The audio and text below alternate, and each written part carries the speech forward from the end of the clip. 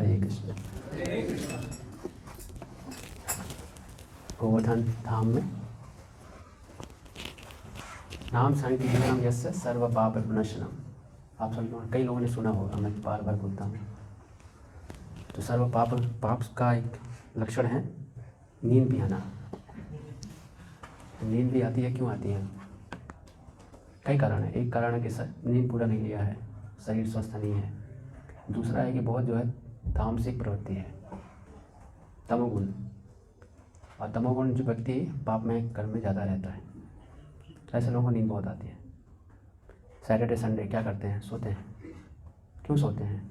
ये ऐसे विचार क्यों आते हैं? सोना है, हमें जीवन में कुछ करना नहीं है, सिर्फ सोना है। Monday to Friday work like ass and donkey and Saturday Sunday like sleep like a polar bear. तो क्यों ऐसा करते हैं? बिकॉज ऑफ पाप। अभी मैं कुछ दिन पहले थोड़ा मैं भ्रमण पे था, हिमाचल प्रदेश में था, फिर उधर चंडीगढ़ में था, फिर कुरुक्षेत्र में था।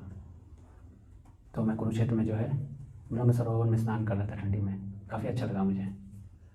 तो एक फैमिली आया वहाँ पास में, तो फैमिली को पता नहीं था कि जो है कैसे क्या करना चाहिए। माता पिता को जब पता नहीं तो बच्चों को क्या सिखाएंगे। तो वहाँ पर जो है चप्पल पहन के जाना मना था, लेकिन फैमिली मेम्बर ने जो है ध्यान नहीं दिया, चले गए। हमने समझाने का प्रयास किया, लॉजिक देने लगे, क्या लॉजिक है इसमें? तो पाप कर्म है, लोगों को पता नहीं रहता कि हमसे क्या पाप हो रहे हैं या हमसे क्या अपराध हो रहे हैं, और हमें पता नहीं रहता। फिर जब बाद में पनिशमेंट मिलता है तो बोलते हैं why bad things happen to good people. Generally हमें पता नहीं रहता कि हम कहाँ पर जो है गलत कार्य कर रहे हैं। तो इसलिए जो है कृष्ण भावनामृत में हमें जो है ये सब चीज़ें सीखना बहुत आवश्यक है। तो आज हम लोग जो है चर्चा करेंगे भगवत गीता के बहुत ही महत्वपूर्ण श्लोक। आप सभी लोगों ने जो है पीछे के सारे सेशंस अटेंड किए, जो 5 डे सेशन हुए हैं? कितने लोगों ने अटेंड किए हैं? माताओं में 2, और तो इसमें बाकी लोग कहाँ से आए हैं? बाकी सब हैं, कुछ उमंग से ही। सो बाकी लोग डायरेक्ट उमंग से हैं। कितने लोग जो आप उमंग में आए थे? उमंग में इतने लोग आए थे। ऐसे आप करना जैसे लगता है आशीर्वाद दे रहे हो मुझे। तथास्तु, जो भी बोलोगे अच्छा ही बोलोगे। थोड़ा हाथ ऐसे ऊपर करो, ऐसे ऐसे ऐसे करो। जैसे मैं पूछा कितने लोग उमंग से आए, है ना? कितने लोग जो है 5 डेज 5 लेसन्स किए? आशीर्वाद दे रहे हो, ऐसे करो। ओके, ठीक है। सो बाकी लोग कहाँ से आए हैं? पुराने लोग हैं? पुराने तो हैं, ठीक है। और या सीधा कैंप में ही आ रहे हैं? कितने लोग डायरेक्ट कैंप में आ रहे हैं? ऐसा भी नहीं है। OTP से कितने लोग OTP से हैं? 2 3। और ठीक है। तो ऑडियंस जो है मिक्स है, मुझे क्या बताना है, मुझे समझ में नहीं आ रहा है। आप लोगों को गोवर्धन कैसा लगा अभी तक? अभी जस्ट इंटरव्यू हुआ है आप लोगों का। बुक देने की आवश्यकता नहीं है, डोंट डू। बैठ जाओ शांति से। तो अभी आप लोग आते समय जो है बस में कितने माला जप किए हैं? कितने लोगों ने 16 माला कर लिए हैं? 16 माला नाम सुनते कुछ बुखार आ गया होगा। कितने लोगों को बुखार आ गया 16 नाम सुनकर? आपको बुखार आ गया? अच्छा, कितना माला किए कर पाए? 7 माला। 7 में बुखार नहीं आया? जो 7 कर लिया, 7 समुद्र आपने पार कर लिया, 16 ही तो 16 ही करना था। अच्छा, यस, ओह वेरी गुड।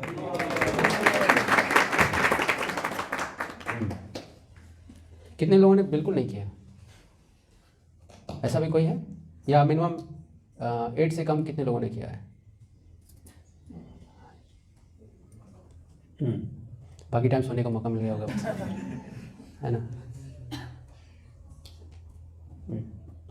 तो हमारा 2 दिन का सत्र है यहाँ पर। हम 2 दिन जो है आज हम जैसा मैंने ये सोच कर आया था कि आप सभी लोग जो 5 डेज़ 5 लेसन कर चुके हैं, तो उसके बाद जो है मैं आप लोगों को कुछ बताना चाह रहा था, लेकिन आप लोग जो है बहुत मिक्स ऑडियंस हैं, सो लेट्स सी क्या होता है। फिर कल हम जो है गोवर्धन परिक्रमा करेंगे। कितने लोग परिक्रमा कर चुके हैं अभी तक? किसी कम से कम एक बार? ओके। और किन लोगों ने बिल्कुल नहीं किया है? कितने लोगों ने? ओके, ठीक है। आप लोग कितना चल सकते हैं एक दिन में? जितना चला दो, ठीक है। तो मैं 2 परीक्षा लूँगा, कितना बैठ सकते हो और कितना दौड़ सकते हो। ठीक है, आज हम परीक्षा लेंगे कितना बैठ सकते हो, और कल हम लेंगे कितना आप चल सकते हो। ठीक है, यस, वेरी गुड। 28 किलोमीटर तो सभी चल सकते हैं फिर, बिना ब्रेक के, है ना, सभी चल सकते हैं। एक बार जो है एक बार गलती से जो है एक आर्मी मैन जो है हमारे जो डिंडी यात्रा होता है, वो डिंडी यात्रा होता है जो आषाढ़ी आषाढ़ी मंथ में जो है वहाँ पुणे से जो है पंढरपुर तक जाते हैं। तो एक बार गलती से जो है एक मिलिट्री मैन जो है हमारे पद यात्रा में जो है शामिल हो गया। तो उसमें सुबह 4 बजे सब जो है उठकर 4:30 से मंगला आरती स्टार्ट करते हैं और मंगला आरती कंप्लीट करते हैं। फिर सुबह जप करते हैं, 2 घंटा जप करते हैं 16 माला, गुरु पूजा करते हैं। फिर उसके बाद भागवतम क्लास 9 बज जाता है, 9 से 9:30 तक प्रसाद लेते हैं। फिर उसके बाद जो है निकलते हैं यात्रा में। तो 15 दिन का करीब कोर्स होता है।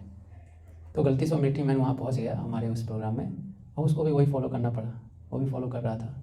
सुबह जो है 4:30 बजे मंगला आरती में आना, मंगला आरती में नहीं आएंगे तो प्रसाद नहीं मिलेगा, है ना। उसको भी अच्छा लगा कि हमारे आर्मी में भी ऐसा ही होता है। लेकिन जब जब करने का समय आया तो उसका मन जो है बहुत, है ना, कठिन हो गया उसके लिए। तो बाद में बता रहा था कि आप लोगों का जो ट्रेनिंग है ना, ये मिलिट्री वालों से भी ज़्यादा कठिन है। मिलिट्री में जो है 2 घंटा जो बैठ के जब करना है ना, यह आसान कार्य नहीं है, वैसा बोल रहा था।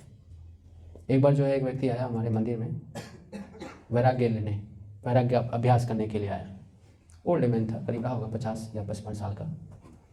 तो दिन भर बहुत एक्टिव रहता था, लेकिन जब करने का समय होता था तो वो गायब हो जाता था।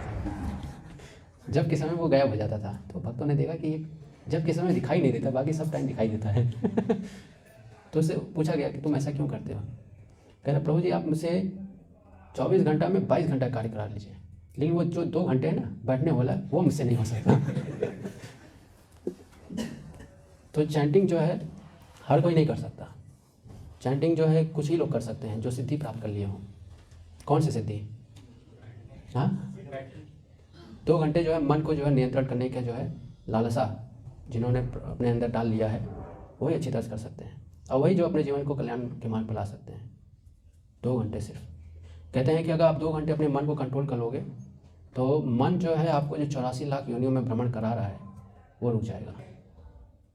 समझ आया कि हम वही सब चर्चा करने वाले हैं। अभी हम जस्ट है ना 1 to 1 कैजुअल टॉक कर रहे हैं। तो मन जो है बहुत बड़ा कारण है। अगर हम मन को कंट्रोल नहीं करें तो मन जो है, जैसे अभी तक आप अपने जीवन में कष्ट में हो, दुखी हो, मैं ऐसा क्यों हूँ, कन्फ्यूज हो, डिप्रेस्ड हो, या होते हैं बीच में आते हैं, होते हैं, कभी कभी बाहर निकलते हैं। ये स्थिति से बाहर तब तक नहीं निकल पाओगे जब तक आप अपने मन को नियंत्रण करना नहीं सीखोगे। सबके लिए नियम है ये, आपके लिए भी है, मेरे लिए भी, हम सबके लिए है। यहाँ तक कि मनुष्य के अलावा जो जीवन उन पर भी है। जैसा बाकी जीवों को जो है कैसे सीखते हैं, वो एक्सपीरियंस से सीखते हैं। बंदर को कैसे पता चलेगा कि वहाँ पर जाना नहीं चाहिए, जब तक वहाँ पर उसको शौक नहीं लगेगा। तो जीव भी सीखते हैं। जीव भी जो है अपनी इच्छाओं को नियंत्रित करते हैं कि वहाँ जाओगे शौक लग जाएगा, 440 वोल्ट का जो है कुछ लगा है, कुछ झटका लगता है वहाँ, उनको तो यही समझ में आएगा वहाँ कुछ चोट लगेगा। मनुष्य जो है 3 प्रकार से सीखता है। कौन कौन से 3 प्रकार हैं? रियलाइज करके। सबसे जो निम्न स्तर का जो अंडरस्टैंडिंग होता है वो कहाँ से होता है? Bye experience. बाय एक्सपीरियंस का मतलब है कि चोट खाया फिर उसके बाद सीखा। जैसे छोटे बच्चे होते हैं, फ़ैन में हाथ डालेंगे। आज के समय में फ़ैन ऐसे नहीं आते, हाँ पहले के समय में फ़ैन आते थे। अभी दूसरा एग्जांपल देना पड़ेगा, है ना। पहले के समय में एग्जांपल देते समझ में आ जाता, लेकिन अब नहीं समझ में आएगा। फ़ैन देखा ही नहीं, वैसा फ़ैन होता है। 10 फ़ैन एग्जिस्ट, है ना। तो जब उंगली पर चोट लगता है तो हमको समझ में आता है कि हाँ ये जो है इस प्रकार से नहीं करना चाहिए। दूसरे क्लास के होते हैं, जो सेकंड क्लास के स्टूडेंट होते हैं, वो जो देख के सीखते हैं। जैसे जैसे घर में जो है बड़ा भाई मार खा रहा है तो छोटा भाई अलर्ट हो जाएगा। होता है ना, किसके किसके घर में या अनुभव देख कर सीखा है, बहुत सारे लोगों ने सीखा है कि बड़ा भाई पीट रहा है या बड़ी बहन पीट रही है। जनरली बेटियां मारते नहीं हैं लोग, है ना, बच्चों लड़कों की ही पिटाई होती है। तो छोटा भाई जो अलर्ट हो जाता है या उस दिन जो है शांत हो जाते हैं। देखो आप बच्चों को देखो, ऐसे जो है कृष्ण के साथ भी ऐसे ही हुआ। जब माता यशोदा ने कृष्ण को जब बांध दिया तो सब अलर्ट हो गए कि बहुत ज़्यादा हम बदमाशी कर रहे हैं, थोड़ा कंट्रोल करना होगा। जब कृष्ण बंध गए थे तो बलराम बोले कि तुमको बांधने वाला होता कौन है, उसको मैं बता दूंगा कि तुम हो कौन। तो माता यशोदा आई, देखी कि अच्छा तो तुम बताओगे कि तुम ये कौन है ना। तो बलराम कहे कि अगर माता यशोदा मैया के अलावा कोई और होता तो हम बता देते, लेकिन यशोदा मैया हम नहीं बता सकते। तो ये सेकंड क्लास के लोग होते हैं, देख के सीख जाते हैं कि सामने वाले को चोट लग रहा है, सावधान हो जाओ। फर्स्ट क्लास इंटेलिजेंट जो होते हैं वो सुन के सीख जाते हैं, सुन के कि हाँ ऐसा करना से, ऐसे करने से पिटाई हो जाएगी। तो कहीं ना कहीं बहुत कम जगह हम होते हैं जहाँ हम फर्स्ट क्लास इंटेलिजेंट होते हैं, बहुत कम जगह ही हम जो है फर्स्ट क्लास इंटेलिजेंट की तरह कार्य करते हैं। मैक्सिमम जो प्लेस है हम कैसे कार्य करते हैं, हाँ सेकंड, एंड सबसे ज़्यादा जो है हम कहाँ से सीखते हैं, थर्ड। बोलते हैं ना example is better and precept. क्यों ऐसा है, क्यों हम जो है मैक्सिमम जो है थर्ड लेवल्स या थर्ड प्रकार के इंटेलिजेंस से हम सीखते हैं, कोई बताएंगे क्यों? कोई नहीं।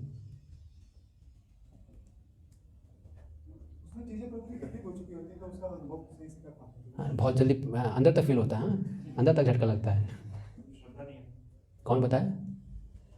ओके, श्रद्धा नहीं है, यस। और गेस कीजिए, पूरा बुद्धि का उपयोग कीजिए, बोलेंगे नहीं तो सीखेंगे कैसे? दो तीन चीज़ें हो सकती हैं, जैसे कि ये भी हो सकता है कि हम लोग मतलब सामने देखते हैं तो हमें लगता है कि उसकी गलती है, मैं ऐसी गलती दोबारा नहीं करूँगा, फिर हम उसी में डूबते तो हैं, बट हम सोचते हैं कि हम और अच्छे तरीके से उसे कर लेंगे, लेकिन हमें ये रियलाइज होता है कि वो चीज़ गलत है। हाँ, हम समझते हैं कि सामने वाला लड़का गधा था, उसको पता नहीं कि जो ट्रिक क्या होते हैं। मेरे पास तो ट्रिक है, जैसा एक चोर, दो चोर होते हैं ना, समझते हैं। एक्सपीरियंस नया लड़का, नया आदमी है चोरी करने में, इसलिए जो है पकड़ में आ गया।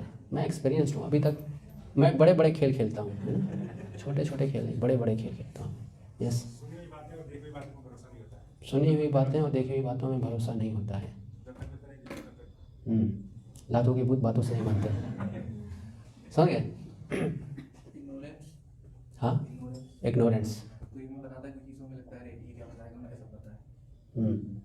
Okay, good point. और बताओ से, यस, हाँ हैबिट्स। और दूसरा उसको वो चीज़ जो करता है वो उसको लगता है कि वो सोसाइटी में उसको वो कूल लगेगा, बाकी लोग उसको देखते हैं, वो भी इसका जो रहता है उसकी वजह से भी वो करता है।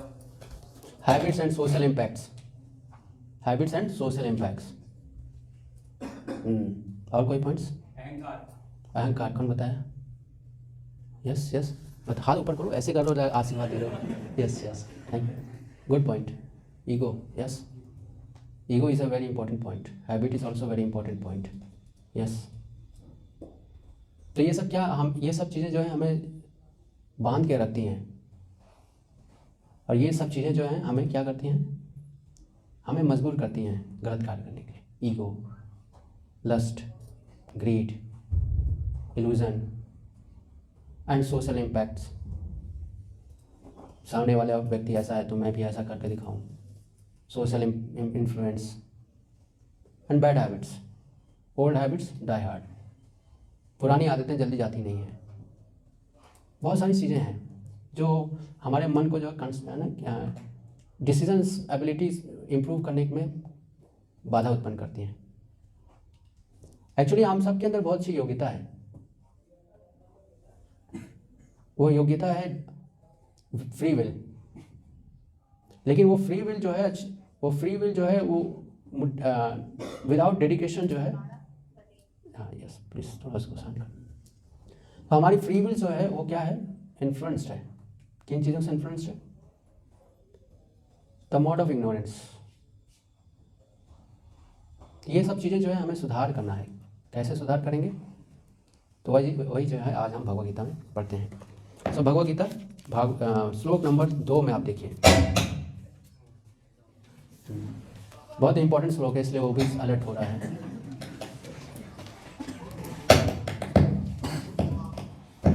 यहाँ से यहाँ से तो नहीं है, ओके, इसको ऑफ कर दो। सो सभी के पास भगवद गीता है? अगर नहीं भी है तो ध्यान से सुनिए। श्री भगवान उवाच, सभी लोग बोलिए, श्री भगवान उवाच मय्यावेश मनो ये माम नित्ययुक्त उपासते श्रद्धया पर्योपेतास्ते मे युक्त तमा मता। ध्यान से सुनेंगे तो आप बोल पाएंगे। श्री भगवान उवाच मय्यावेश मनो ये माम नित्ययुक्त उपासते श्रद्धया पर्योपेतास्ते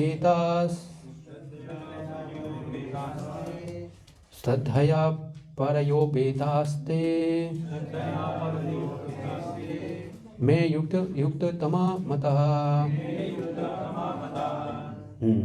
the supreme personality of God had said. सब हिंदी में, इंग्लिश में, ठीक है। 12.2 भगवान बता रहे हैं मय्यावेश मनो ये माम नित्य युक्त उपासते। भगवान बता रहे हैं those who fix their minds. सबको इंग्लिश समझ में आता है ना? समझ में आता है, बेसिक्स तो सभी जानते हैं। यहाँ तक कि गांव में भी जो अच्छी तरह समझते हैं।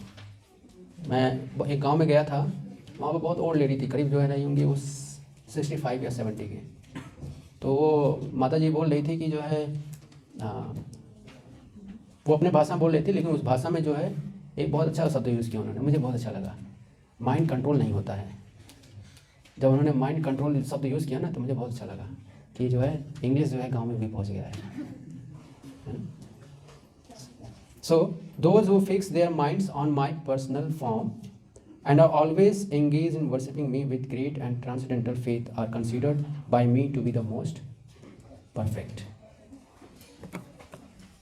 ठीक है, अभी पेज खोजने बंद कर दीजिए। अब जो है हम लोग ध्यान से सीरियस होकर अब हम लोग डिस्कस करेंगे। तो इसके लिए मय्यावेश मनो ये मां नित्ययुक्त उपासते श्रद्धया पर्योपेतास्ते मे युक्त तमा मता। भगवान भगवद गीता के 12वें श्लोक के 12वें चैप्टर के दूसरे श्लोक में बता रहे हैं। सो यहाँ बहुत महत्वपूर्ण चीज़ है समझना, भगवान ने क्या बोला है यहाँ पर। इसके पहले अर्जुन को बहुत सारी शिक्षाएं दे चुके हैं भगवद गीता में। अगर आप पहले अध्याय से देखें 11वें अध्याय तक भगवान ने अर्जुन को बहुत कुछ सिखा चुके हैं। जब भगवान को ने अपना विराट रूप दिखाया और विराट रूप देखने के बाद अर्जुन बहुत कंफ्यूज हो गया कि भगवान इतना कुछ बता रहे हैं, ध्यान करना बता रहे हैं, कर्म योग बता रहे हैं, अष्टांग योग बता रहे हैं, अपना विश्व रूप दिखा रहे हैं, करना क्या है। और जहाँ भी देखो वहाँ उनके फॉलोवर हैं। कर्म योग में जाओ तो कर्म योगी हैं, ध्यान योग में जाओ ध्यान योगी हैं, ज्ञान योग में जाओ तो ज्ञान योगी हैं, विराट रूप के भी फॉलोवर्स हैं। तो मुझे बनना क्या है, करना क्या है। अर्जुन के दिमाग में एक प्रश्न उठता है। तो अर्जुन जो है इस पहले श्लोक में ही पूछता है, क्या पूछते हैं, एवं सतत युक्त में भक्तस्त्वं पर्युपासते च अपि अक्षरम अव्यक्तम तेषां के। क्या पूछ रहे हैं, के योग वित्तमः। के मतलब कौन इसमें परफेक्ट है।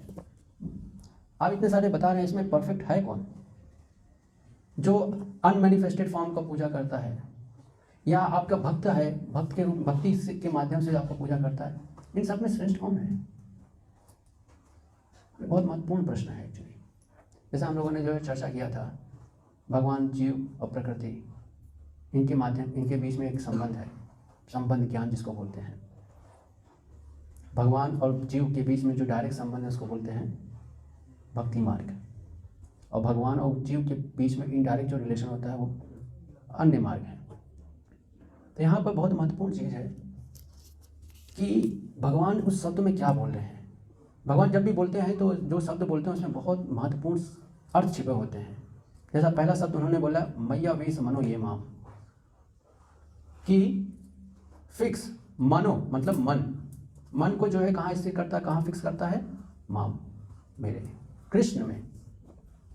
जो व्यक्ति या जो योगी मन को भगवान में फिक्स कर लेता है, मन को भगवान में फिक्स कर लेता है, कृष्ण में फिक्स कर लेता है। क्या मतलब है इसका? ठीक है, इसको आप नहीं समझे तो कोई बात नहीं, लेकिन जो मन है, मन के को फिक्स करने की बात कर रहे हैं। और हम सभी जो है अभी यात्रा करते हुए आए हैं, बस में जो है हम जो है जब कर रहे थे और मन फिक्स नहीं हो रहा था। आप सभी लोग यात्रा में आए, मन किसी का फिक्स नहीं हो रहा था, सब जब कर रहे थे, लेकिन किसी का मन फिक्स नहीं हो रहा था। क्यों नहीं हो रहा था? ये बहुत महत्वपूर्ण है। जब आप ये जान जाओगे आपके मन का प्रवृत्ति क्या है, तभी जाकर आप कुछ समाधान कर पाओगे अपने मन को। तो भगवान जो है पीछे अर्जुन को ऑलरेडी जो है 6 अध्याय में 34वें श्लोक में बताते हैं मन क्या है। ध्यान से समझिए, मन है क्या, आपका मन क्या है। तो भगवान बहुत अच्छा बोलते हैं, देखिए, चंचलम ही मनः कृष्ण प्रमाथि बलवृद्धम। मन के 4 गुण हैं। कितने गुण हैं? 4 गुण हैं। पहला गुण क्या है? चंचल। चंचल, अभी चंचल है कोई टाइम। चंचल का क्या मतलब है? No certainty. जैसे इसमें भी नो सर्टेनिटी, कब बोलेगा ये? No certainty. सबसे अच्छा उदाहरण चंचल का क्या है? छोटे बच्चे। बच्चे। आप उनको बता नहीं सकते कि अभी जो है क्या करने वाला है बच्चा, बिल्कुल नहीं समझ बता सकते आप। तो ये कैसे हो रहा है? मन के माध्यम से। आप अपने मन को जानना चाहते हो, समझना चाहते हो, छोटे बच्चों को स्टडी करो। स्टडी का मतलब नहीं कि उनको लैबोरेटरी में डाल दिया और उनको टेस्ट कर रहे हो। उनके स्वभाव को आप स्टडी करो। क्यों बच्चे? क्योंकि उनमें बुद्धि ज्ञान नहीं होता। तो जब बुद्धि नहीं होता तो कौन कार्य कर रहा है? मन कार्य कर रहा है। जैसे आप कहते हैं ना, आज मन नहीं कर रहा है। आप बोलते हैं ना, आज मन नहीं कर रहा है। मन कर रहा है, चलो घूमने चलते हैं। मन करता है ना? आप सभी लोग समझ रहे हैं? तो मन का रोल है हमारे जीवन में, ये समझना बहुत आवश्यक है। तो मन का गुण क्या है, पहले ये समझिए। पहला लक्षण क्या है? चंचल है। चंचल का अर्थ क्या है? रेस्टलेस, जो स्थिर नहीं होता। और यहाँ भगवान बोल रहे हैं, क्या बोल रहे हैं? मई आवेश मनो ये माम। इस मन को मेरे में फिक्स करो, मुझ में फिक्स करो,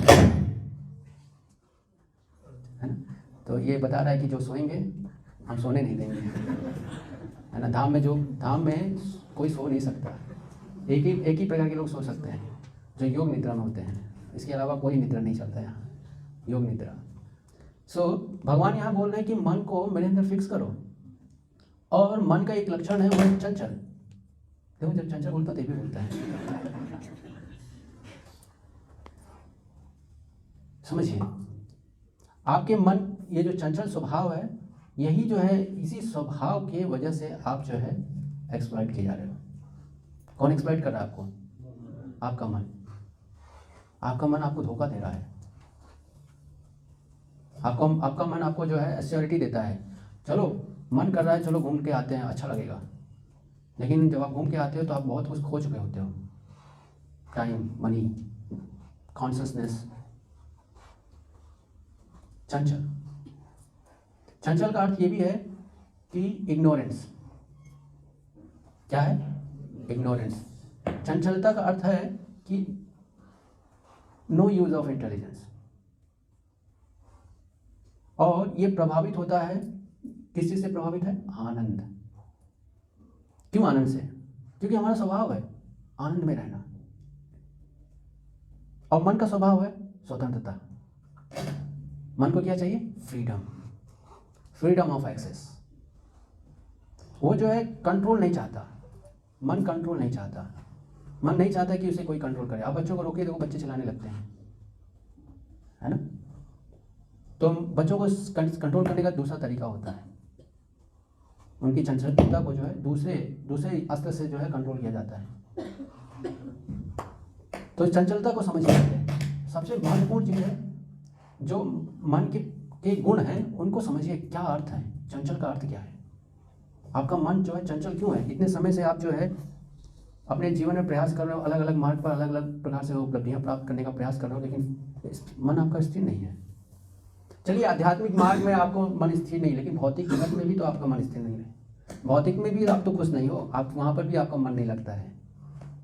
लोग बोलते हैं कि क्या है ये बुढ़ों का काम है, और जब बुढ़ों के पास जाओ तो मन नहीं लगता है, आँख सही नहीं है, हाथ कांपते हैं, जीवा हिलता नहीं है।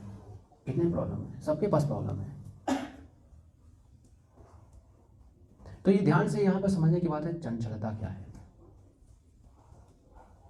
आपको आइडेंटिफाई करना होगा आपके मन जो है किस प्रकार से जो है चंचलता की वजह से आपको चीट कर रहा है, धोखा दे रहा है आपको। दूसरा लक्षण क्या है? प्रमादी। प्रमादी का क्या अर्थ है? प्रमाद। प्रमाद मतलब, प्रमाद का मतलब जैसे पागल हाथी, हाथी होता है ना, प्रमाद बहुत शक्तिशाली होता है, बहुत शक्तिशाली, उसको कंट्रोल नहीं कर सकते। मतलब एक बार मन में इच्छाएं आ गई, उसको नियंत्रण करना बहुत कठिन हो जाता है। क्रोध जैसे आता है, क्रोध को शांत करने में कितना समय लगता है? जब तो कोई थप्पड़ ना मारे, है ना। कोई और से शक्तिशाली व्यक्ति जब उसको मारता है थप्पड़, तब उसका जो है क्रोध शांत होता है। उसके सामने अगर कोई उससे कमजोर व्यक्ति आएगा तो उसको पीटेगा। यह प्रमादी। बल बढ़, बल शक्तिशाली है। क्या मतलब है बल का? मतलब शक्तिशाली। शक्ति का अर्थ है, बल का अर्थ यहाँ पर यह है कि कोई भी शक्ति जो है उसको पकड़ नहीं सकती है। मन का जो है वीक पॉइंट क्या है ये भी समझिए। वीक पॉइंट क्या है मन का? कोई बताएंगे? गेस करें, मन का वीक पॉइंट क्या है? नहीं, कमजोरी, कामना। कौन बोले? बहुत अच्छा, यस। मन का जो है वीक पॉइंट है उसकी डिजायर। अगर आप डिजायर को कंट्रोल कर लिए, अगर आपकी डिजायर जो है शुद्ध हो गई, तो मन जो है शुद्ध हो जाएगा। क्या चीज? अगर आपकी डिजायर शुद्ध है तो आपका मन जो है नियंत्रित हो जाएगा। दृढ़दम, चौथा गुण क्या है? दृढ़दम। दृढ़दम मतलब दृढ़ है, दृढ़ता मतलब जिद्दी। तो मैंने 4 गुण बताए, कौन कौन से बताए? पहला गुण, दूसरा प्रमादी, तीसरा बलवान, बल है, क्या बलवान बोल सकते हैं। चौथा दृढ़दम, क्या बोलते हैं? दृढ़दम, दृढ़दम, है ना। तो ये 4 जो है मन के चरित्र हैं। तो इसको कंट्रोल कैसे करें? यहाँ अर्जुन बोलता है, इसके बाद जो है अर्जुन बोलता है भगवान से, भगवान आप जो ये मन के बारे में बता रहे हैं, मैं वायु को कंट्रोल कर सकता हूँ। आप में से कितने लोग वायु को कंट्रोल कर सकते हैं? इंस्टाग्राम पे कंट्रोल करेंगे आप, है ना, रील बना के कंट्रोल करते हुए दिखाएंगे आप, लेकिन एक्चुअल लाइफ में आप नहीं कर पा रहे हैं। अर्जुन क्या बोल रहा है कि मैं वायु को कंट्रोल कर सकता हूँ, लेकिन मन को कंट्रोल नहीं कर पा रहा हूँ। क्या मतलब है इसका? यस। जैसे वो अपने मन, जैसे कभी कभी होता है कि अगर कुछ कर रहे हो और कुछ और करने का मन होता है, पर तुम वही काम जो कर रहे हो वही करना चाहते हो, और दूसरा काम करने का इतना मन होता है तो फिर वही करते हो दूसरा। सो मैं स्किप कर गया अपनी लाइन से। जो भी चीज़ें होंगी आप लोग जो है लास्ट में जब मैं डिस्कस कर लूँगा उसके बाद ही जो है आप लोग बताइएगा कुछ भी चीज़ें। सो मन के जो है ये 4 गुण हैं,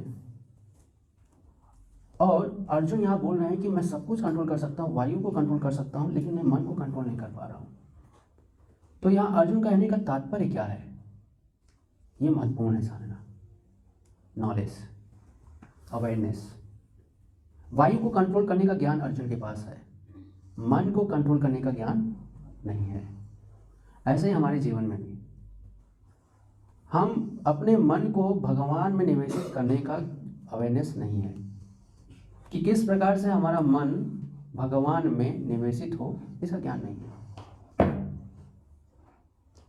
और हमें यह भी ज्ञान नहीं है कि हमारा मन जो है कार्य कैसे करता है, और हमें यह भी नहीं मालूम है कि हमारा मन दूषित कैसे हो रहा है। इसको बोलते हैं the lack of self awareness. तो इस संसार में जो अगर बहुत बड़ी समस्या है तो वो यही है, lack of self awareness. Unfortunately जो है हमें कोई सिखा नहीं पाएगा, हमें कोई सिखा नहीं रहा है पूरे लाइफ में।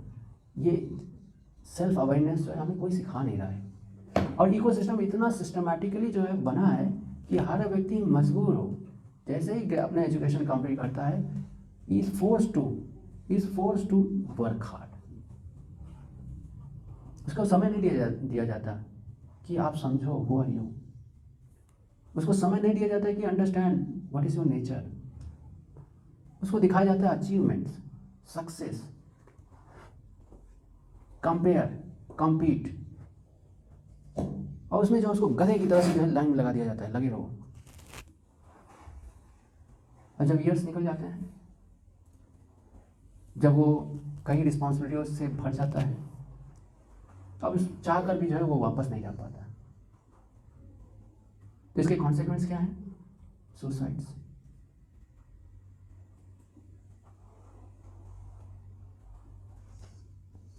चार में 3 व्यक्ति में सुसाइड विचार आते ही हैं। आप जितने सारे लोग बैठे हो, अगर इस रिपोर्ट के अकॉर्डिंग मैं अगर बताऊं तो कम से कम आप सभी में जो है almost everyone, not everyone, almost ये विचार से गुजर चुके हैं। कितने लोग मानते हैं ये? Raise your hand. It is not surprising, it is not surprise. The ecosystem is developed is like that. हर व्यक्ति को इस चैनल से होकर गुजरना पड़ रहा है। वाई? क्योंकि इकोसिस्टम जो है ऐसा ही बना हुआ है, ग्रीड पर बना हुआ है। किस चीज़ पे बना है? ग्रीड पर बना हुआ है। तो जब तक ये ग्रीड ओरिएंटेड सोसाइटी में रहेगा तब तक जो है आप अपने आप को जानने का अवसर आपको मिलेगा ही नहीं। You are forced, you are bound, you are controlled by what? Greed factor.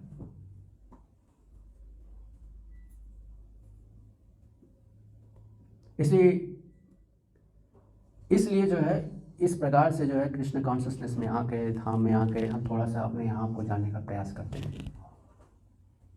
हम हमारी जो मन है, हमारा जो बुद्धि है, जो ग्रीड से इतना जुड़ गया है कि हमें पता नहीं चलता। जैसे कीचड़ है, तो जब मैं कीचड़ को उठाऊं तो उसमें क्या क्या है, कौन कौन से एलिमेंट्स हैं?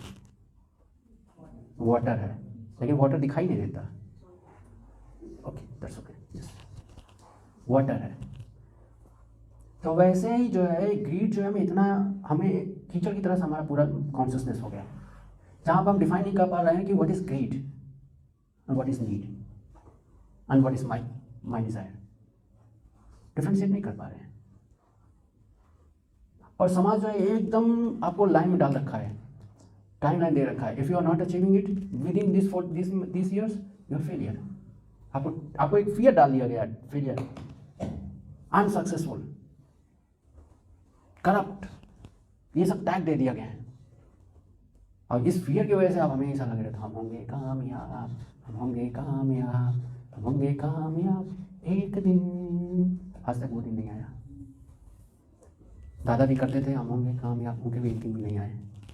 पिताजी करते थे, उनके भी दिन नहीं आए। अब हम कर रहे हैं, हमारे भी दिन नहीं आएंगे। तो बच्चों को बताएंगे होंगे कामयाब, हम होंगे कामयाब, पूरा है विश्वास, हम होंगे कामयाब। कभी नहीं होंगे। क्यों कामयाब नहीं होंगे?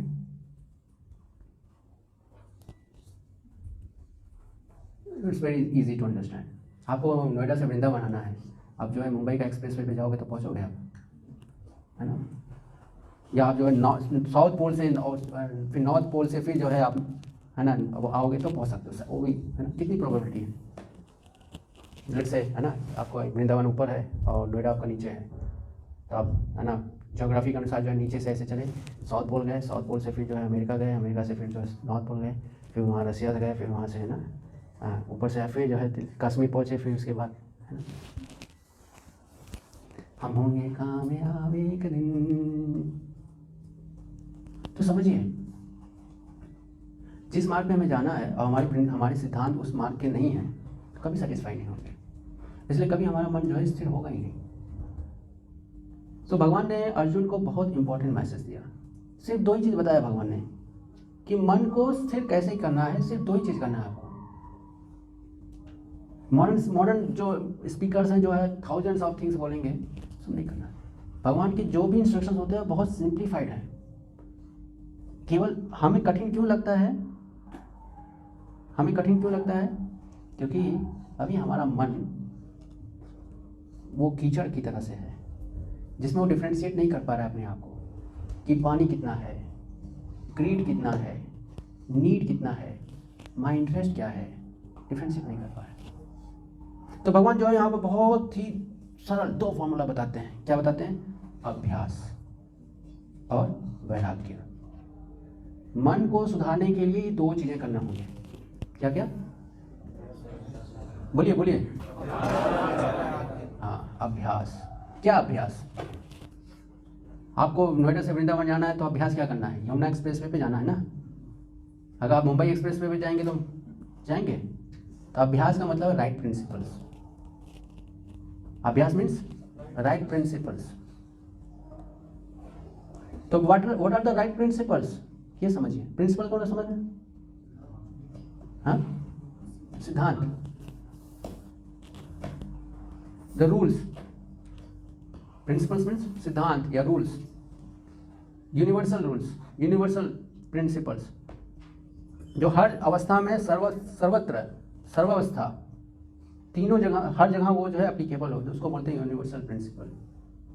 तो जब तक राइट प्रिंसिपल्स को आप प्रैक्टिस नहीं करेंगे तब तक जो है ये स्टार्ट नहीं होगा। सेकेंड थिंग वेरी इंपॉर्टेंट, वैराग्य। वैराग्य क्या मतलब है? क्या मतलब वैराग्य का? डिटैचमेंट। क्या मतलब है डिटैचमेंट का?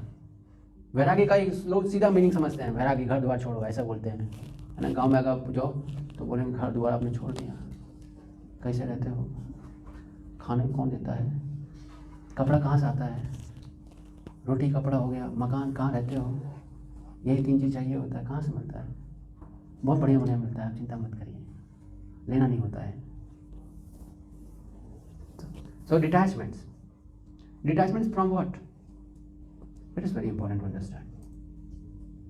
प्रोपेंसिटी, इंडल्स होने की जो हमारी प्रोपेंसिटी डेवलप हो गई है, जैसे एक प्रकार से आप खुजली हो गई है, किसी को अगर खुजली है तो कैसे व्यक्ति का स्वभाव क्या होता है? उसको बार बार जो है उसको ईचिंग करता रहता है। क्यों करता है? उसको आनंद आता है, कितना आनंद आता है। लेकिन वो बीमारी है, जितना उसको स्पर्श करेगा वो उतना ही जो है कंडीशन बनेगा उसको उसके पास रहने के लिए, और जितना उसको स्पर्श करेगा, जितना एग्रेसिव उस पर बनेगा, उतना ही जो पेनफुल आगे चलिए बनेगा। इसलिए बताया जा रहा है डिटैच, मत छुओ उसको। ईचिंग हो रहा है तो मत छुओ उसको। इसको बोलते हैं वैराग्य।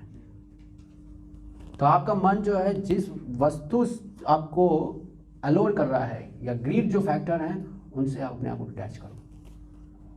ये 2 चीज़ें करना होता है। क्या क्या? अभ्यास, practice right principles, and second detach from the alluring objects. जब ये 2 चीज़ें अभ्यास करते हैं तो जाकर तभी जो है हमारा मन जो है क्या हो सकता है? कंट्रोल हो सकता है। तो राइट प्रिंसिपल्स क्या है ये जानना आवश्यक है।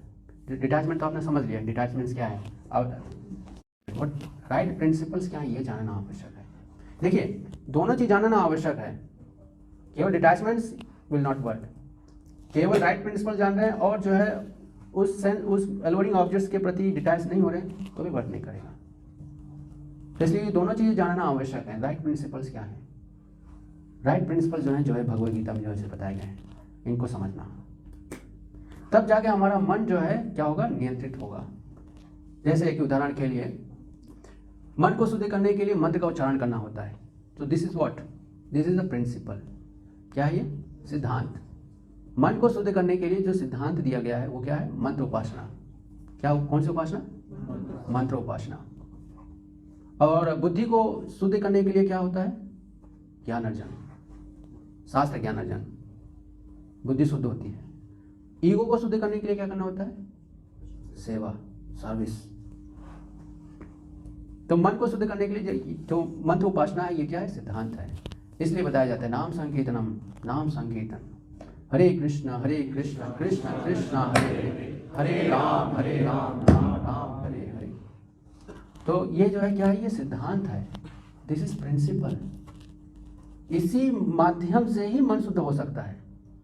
कोई सोचे कि जो है मैं हिमालय जाऊंगा, वहाँ पर थोड़ा घूम कर आऊँगा, फिर मन ठीक हो जाएगा, थोड़े समय के लिए होगा, थोड़े समय के लिए, 1 हफ्ता।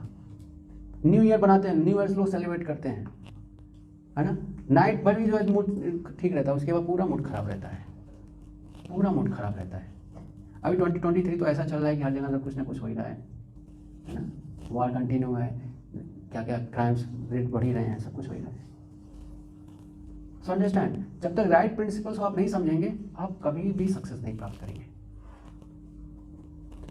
और हमारे जो प्रिंसिपल्स हैं, एक्चुअली हमें जो बेवकूफ़ बना दिया गया है और पूरा फेथ डेवलप कर दिया गया है कि जो तुम हो, यू आर वेरी राइट। ये कैसे बनाया गया है? एजुकेशन से। बहुत आश्चर्य होता है, आश्चर्य एक प्रकार से आश्चर्य होता है कि हमें वो कालिदास बना दिया गया है, जिस डार पे बैठा है और उसी को काटने के लिए हमें ट्रेनिंग दिया जा रहा है, और हम अपने आप को इंटेलिजेंट मानते हैं। हम जो अपनी कल्चर को डिस्ट्रॉय कर रहे हैं, हम अपने सेल्फ रियलाइजेशन प्रोसेस को डिस्ट्रॉय कर रहे हैं, और हम बहुत कॉन्फिडेंट हैं, yes we are modernising, we are modern thinkers. Actually ये सब जो है हमें ख़त्म ही कर रहा है। आप देखो डिप्रेशन रेट बढ़ते जा रहे हैं यंगस्टर्स में, क्राइम्स बढ़ रहे हैं, और यंग एज में, जब मुझे बहुत शॉकिंग लग रहा है कि यंग एज में जो है बच्चे जो है इंटॉक्सिकेशन तो छोड़ो, ये इलिसिट सेक्स में जो है फंसे हुए हैं, बहुत ही यंग एज में। क्यों हो रहा है? अगर डेवलपमेंट हो रहा है तो कुछ तो सुधार होना चाहिए ना। इंफ्रास्ट्रक्चर तो अच्छे बन रहे हैं, लेकिन माइंड की जो कॉन्शियसनेस जो है वो ज़्यादा ही पॉल्यूट होते जा रहा है। लेट्स से आज के जो माता पिता हैं, जिनके बच्चे हैं, जो माता पिता को कल्चर ही नहीं मालूम, बच्चों को क्या सिखाएगा? जो माता पिता ही जो है मॉडर्नाइजेशन कॉन्सेप्ट में जो है जी रहे हैं, वो बच्चों को यही सिखाएगा ना। तो धीरे धीरे जो है कल्चर जो है एक दिन पता चलेगा कि ये कभी था ही नहीं। जैसे आज 50 साल पहले लोग बोलते थे कि मोबाइल फ़ोन जो है ऐसा कॉन्सेप्ट, वो बस ड्रीम था उनके लिए, या सोच सकते थे या मानते भी नहीं थे। वैसे ही जो है आगे के 50 साल के बाद जो है बच्चे, वो जनरेशन होगा, वो बोलेगा कि ऐसे ही बोलेगा। बच्चों को जो है हमारी कल्चर लगेंगे हाइपोथेसिस। क्या लगेंगे? हाइपोथेसिस। ये हो ही नहीं सकता, इम्प्रैक्टिकल। उदाहरण के लिए जो है एक बार एक वैष्णव थे, लंदन गए, तो वहाँ का जो है एक बहुत बड़ा व्यक्ति जो है उनसे बोला कि आप मुझे ब्राह्मण बनाओ, क्या आप मुझे ब्राह्मण बना सकते हो? तो उन्होंने कहा बना सकते हैं, बस आपको 4 चीज़ों का नियम पालन करना होगा। 4 नियम क्या हैं?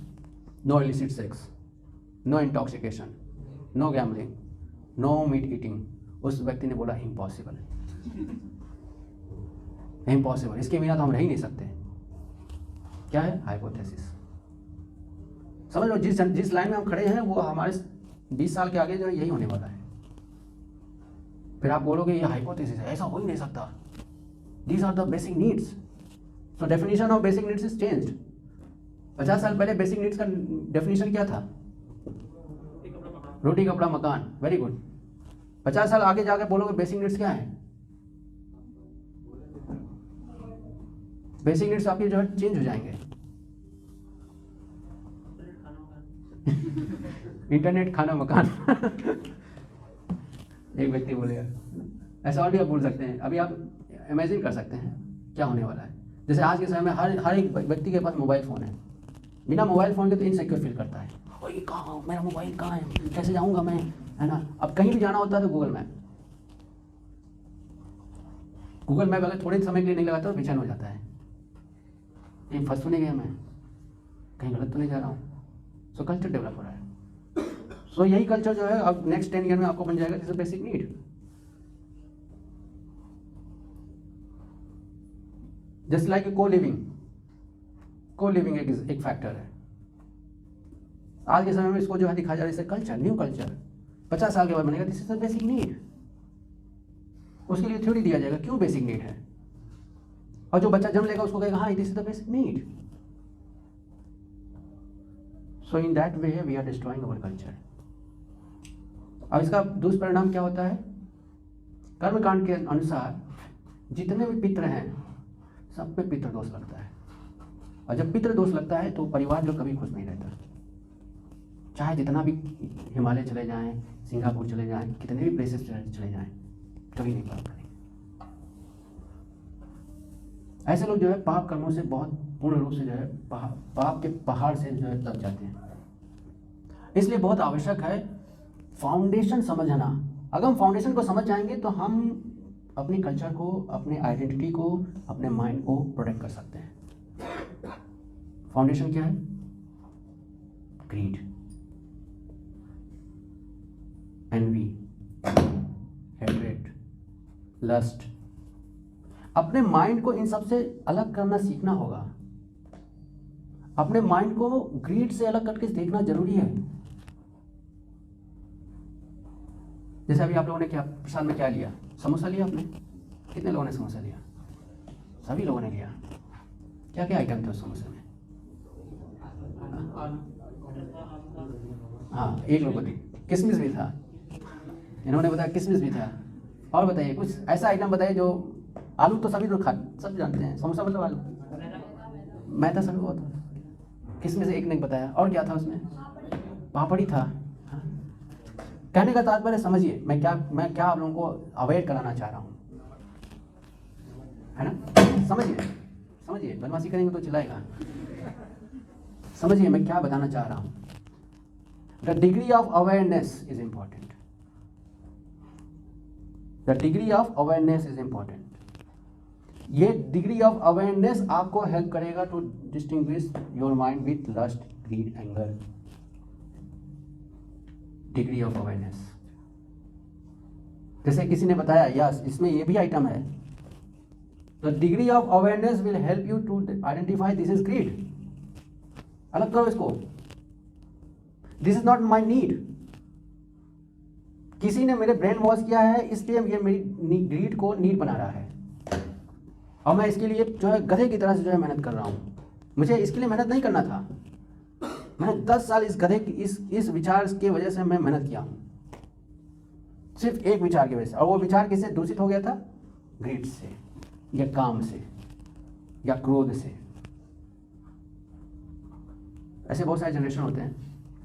उदाहरण के लिए जो है बहुत जैसे जो सोशियली जो एक्सप्लॉइट फैमिली होता है, तो उनमें एक हेट्रेड उत्पन्न होता है अपर क्लास के लोगों का, कि अगर हमारे पास पावर आ जाएगा तो हम इनको बताएंगे हम कौन है। So they struggle for the ना top positions like PCS, IAS, UPSC। तो envy is making them to make this goal. जैसे जब किसी के दिमाग में आ जाता है कि बिना पैसा ही सब कुछ करता है, मनी मेक्स पीपल रन, ऐसा कोई स्लोगन है, मनी मेक्स थिंग्स रन। तो जो ये विचार कहाँ से, ये हमारे जब मन में स्थिर हो गया तो हम क्या करते हैं? We struggle to earn much more money. तो हमने अपने जीवन क्यों दे दिया उस तरफ? मनी बनाने के लिए, क्योंकि हमारा मन उस लोभ से दूषित हो गया है। इसलिए थोड़े समय के बाद जो है फ्रस्ट्रेट होने लगते हैं, लेकिन हम ऐसे स्टेज पे जा चुके हैं कि अब हमें वापस नहीं आ पाते। बहुत कठिन हो जाता है, बहुत कठिन हो जाता है। तो इसलिए the degree of awareness will help you protect your mind from this polluted things. काम, क्रोध, लोभ, मत सही बहुत आवश्यक है, द डिग्री ऑफ अवेयरनेस। तो यहाँ पर भगवान जो बता रहे हैं बहुत महत्वपूर्ण है। मैया वेश मनो ये माम नित्य युक्त उपासते। तो हमारा मन जो है भगवान में किस प्रकार से लगना चाहिए, कैसे लगना चाहिए? एक एग्जाम्पल ले सकते हैं हम। बहुत अच्छा श्लोक था, मुझे याद नहीं आ रहा अभी था उसमें मदर कुंती का एग्जाम्पल आप लेकर समझ सकते हो। सो हमारा मदर कुंती जो हमें बताती है कि हमारा मन जो है किस प्रकार से भगवान की ओर लेकर जा सकते हैं। तो उसमें एक एनालॉजी देते हैं रिवर का। पानी जो यमुना जो नदी की पानी होता है वो उसका दिशा कहाँ होता है? समुद्र की ओर। उसी प्रकार से हमारा जो मन होना चाहिए भगवान की ओर लगना चाहिए। जैसे नदी होता है अपना मार्ग बनाती है, अगर आप उसमें जो है उसको ऑब्स्टेकल्स क्रिएट करो तो वो जो है आगे चल के कर्व लेकर फिर से पुनः जो है नीचे समुद्र की दिशा की ओर जो है बढ़ती है। वैसे ही जो है मन को जो है हमें भगवान की ओर लगाना चाहिए। क्या तात्पर्य है इसका? हमारी वर्तमान कोई भी अवस्था हो सकती है, कोई भी परिस्थिति हो सकती है, कोई भी अवस्था कोई भी परिस्थिति हो सकता है, डिपेंड करता है कि आपके कर्म के अनुसार, आपकी प्रवृत्ति के अनुसार। लेकिन हमारा मन किसी भी अवस्था में हो वो कृष्ण की ओर ही जाना चाहिए, या उसे मार्ग खोजना आना चाहिए, मार्ग खोज लेना चाहिए। जिस प्रकार से नदी जो है अपना मार्ग बना लेती है, खोज लेती है, उसी प्रकार से जो है हमें इतना योग्यता होना चाहिए कि हम अपने मन को भगवान में निवेशित कर सकें। इतना हमें अंडरस्टैंडिंग जो है होना चाहिए। तो ऐसे लोग जो है भगवान के जो है क्या बनते हैं? ऐसे लोगों को भगवान क्या बोलते हैं? Most perfect person. Devotee means is able to engage his mind in Krishna's. But how? कैसे? श्रद्धया नित्य युक्त उपासते। श्रद्धा, transcendental and determined faith. Transcendental and determined faith, श्रद्धा। तो जो भगवान की भक्ति करते हैं उनमें जो है ये एबिलिटीज होती हैं। कौन कौन सी एबिलिटी होती हैं? श्रद्धा होता है, स्ट्रांग डिटरमाइंड फेथ, और उनमें एबिलिटी होता है कि अपने मन को जो है भगवान में जो है निवेशित कर लेते हैं। They are always engage in worshipping me with great and transcendental faith. ऐसे लोगों को भगवान क्या बोलते हैं? The most perfect person. तो ये कठिन है। जैसे भगवान प्रभुपाद ने एक बार जो है कई मायावादियों के बीच में डिस्कस कर रहे थे, समझाने का प्रयास कर रहे थे कि Krishna is the supreme personality of godhead. तो ये समझने में क्या प्रॉब्लम आता है, तो ये समझाने के लिए प्रभुपाद ने एक छोटी सी बच्ची वहाँ पर उससे पूछा, बताओ हु इज कृष्णा? तो बच्ची ने बताया सुप्रीम पर्सनालिटी ऑफ गॉडहेड। तो ये जानने के लिए आपको क्या हो सकता है? वन थिंग, फेथ, श्रद्धा चाहिए। भगवान को जानने के लिए सिर्फ एक ही चीज़ चाहिए, फेथ, नॉट नॉलेज। क्योंकि भागवतम में जब आप जाओगे 11वें स्कंद में जब पहुँचोगे तो आपको दिखाई जाएगा कि भक्ति जो है फिर ज्ञान के भी ऊपर आ जाती है। शुरू के समय में हम ज्ञान को आधार लेके हम भक्ति सीखते हैं, लेकिन जब एडवांस स्टेज पे आते हैं तो फिर ज्ञान को हम पीछे छोड़ के जो है भक्ति में और प्रवेश करते हैं। तो बहुत इंपॉर्टेंट चीज़ है कि ये समझना कि मन को भगवान में निवेशित कैसे किया जाता है। Second thing, transcendental faith develop कैसे किया जाता है। आदो श्रद्धा, साधु संग, भजन क्रिया, अनर्थ निवृत्ति, रुचि, निष्ठा, रुचि आता है, निष्ठा आता है, आसक्ति, भाव, प्रेम। ये जीवन में जो भी आप कार्य करोगे ना इसी स्टेज पे आते हैं, चाहे वो आध्यात्मिक हो चाहे वो भौतिक हो। पहले आपको पहला चीज़ चाहिए, वो है क्या? फेथ। अगर आप for example you are student of engineering, मान लो आप जो है आप में से कोई स्टूडेंट है, yes for example you are student of SCS, so you have faith, okay, you have faith, इसमें करियर है, इसमें कुछ है, यू हैव फेथ। आदो श्रद्धा, फिर क्या किया? साधु संग, कौन सा साधु का संग किया? वैसे लोगों का आपने संग किया जो आपको सिखा सकते हैं। आप टीचर खोजते हो, टीचर आपको क्या बताता है? कंप्यूटर साइंस का साइंस बताएगा, टेक्नोलॉजी बताएगा, कोडिंग कैसे करते हैं, प्रोजेक्ट कैसे बनाते हैं, वो सिखाएगा। साधु संग। फिर क्या? थर्ड स्टेज क्या है? भजन क्रिया। What is bhajan? You are reciting this formula, this law, this method, this code, this software, this is bhajan. फिर अनर्थ निवृत्ति। What is anartha nivritti? Anartha nivritti means you are able to making the things happen। जब आप अचीव कर लेते हो तो उसके बाद क्या आता है? यस, निष्ठा, स्ट्रांग फेथ। तो ये कॉन्सेप्ट जो है ना ये हर जगह लागू होता है, लेकिन जब मटेरियल कॉन्शियसनेस होता है तो इसका जो है भौतिक चीज़ों में यूज़ करता है, जैसे लोभ के लिए, ग्रीड के लिए, लस्ट के लिए। लेकिन जिसकी कॉन्शियसनेस प्योर होती है वो जो है लोभ के लिए नहीं करता, वो जो है काम के लिए नहीं करता, वो जो है भगवान के लिए करता है। किसके लिए करता है? भगवान के लिए करता है। कॉन्शियसनेस शुद्ध होना बहुत जरूरी है। प्रिंसिपल्स एक ही है, आदो श्रद्धा, साधु संग, भजन क्रिया, अनर्थ निवृत्ति, निष्ठा, रुचि, आसक्ति, भाव, प्रेम। कोई भी कार्य करिए, लेकिन जो इनकी कॉन्शियसनेस शुद्ध होती है, या फिर जो समझ चुके हैं कि जीवन का लक्ष्य अगर ये लोभ के लिए है तो मैं कभी सुखी नहीं होऊंगा, अगर जीवन का लक्ष्य काम के लिए है तो भी मैं कभी सुखी नहीं होऊंगा। अगर ये समझ गया है, ऐसे व्यक्ति जो है भगवान की ओर बढ़ते हैं। और यही व्यक्ति जो है अपनी यही प्रिंसिपल्स को भगवान में लगाते हैं। आदो श्रद्धा साधु संग भजन क्रिया नृत्य रुचि आसक्ति भाव प्रेम, फॉर्मूला ही सेम है। सो इसलिए जो है बेसिक अंडरस्टैंडिंग है कि faith, first you must have the faith that Krishna exist, and you must have faith that Krishna का एक रूप है। यहाँ पर कृष्ण एक और भी शब्द बता रहे हैं। क्या बता रहे हैं? कि मेरे पर्सनल फॉर्म पर जो है ध्यान रखना, मेरे पर्सनल जो है मेरा जो व्यक्तित्व रूप है उसकी उस तरफ जो है उस पे जो उसके जो उपासक होते हैं उनको भगवान बताए हैं मोस्ट परफेक्ट। ये भी जानना बहुत आवश्यक है। एक्चुअली जो है संसार में जो है थ्योरेटिकली हम मानते हैं कि कृष्णा का रूप है, but practically we don't understand. कैसे इसको समझेंगे कि हम अपने जीवन में ऐसा हम हैं?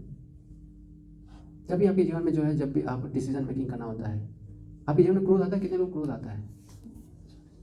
सभी को क्रोध आता है, मुझे भी क्रोध आता है। डिसीजन मेकिंग करने में कभी समस्याएं आती हैं? कितने लोग आती हैं डिसीजन मेकिंग करने में? सबको आता है। ये टाइम होता है चेक करने के लिए कि आप जो है इम्पर्सनलिस्ट हो या फिर पर्सनलिस्ट हो। इम्पर्सनलिस्ट जो है भगवान के एग्जिस्टेंस को मानते नहीं, कर्म सिद्धांत को मानेंगे, ज्ञान सिद्धांत को मानेंगे या कोई और सिद्धांत को मानेंगे। और जो पर्सनलिस्ट होगा वो भगवान के रूप को, भगवान के प्रेजेंस को मानेगा। He will understand, he will consider that Krishna exist, Krishna is with me. हम किस स्तर पर हैं इसका जो है टेस्ट जो है कब ले सकते हैं? जब आपके जीवन में कोई चैलेंजिंग फेज चल रहा हो, वहाँ पता चल जाएगा कि आपका फेथ किस लेवल पर है, पर्सनलिस्ट लेवल पर है या फिर पर्सनलिस्ट लेवल पर है। सो इसलिए जो है हमारे जीवन में जो टफ टाइम जिनको हम बोलते हैं, जिसको हम सभी टफ टाइम बोलते हैं, it is a good time to check कि हम हैं कौन, हम किस लेवल पर हैं, हमारा फेथ किस स्तर पर है, हमारे अंदर कितनी प्रोपेंसिटीज़ हैं, कितना क्रोध भरा है, कितना लोभ भरा है, ये सब हम देख सकते हैं। और ये बहुत ज़रूरी है। कोई भी बिजनेस करने के लिए सबसे पहले क्या चीज़ चाहिए?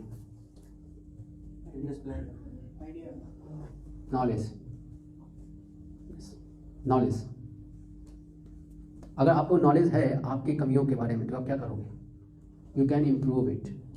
अगर नॉलेज ही नहीं है so what will you do? हम होंगे कामयाब, हम होंगे कामयाब, लगे रहो, कभी सक्सेस नहीं हो रहे। फिर बुढ़े हो जाएंगे, क्या बोलेंगे?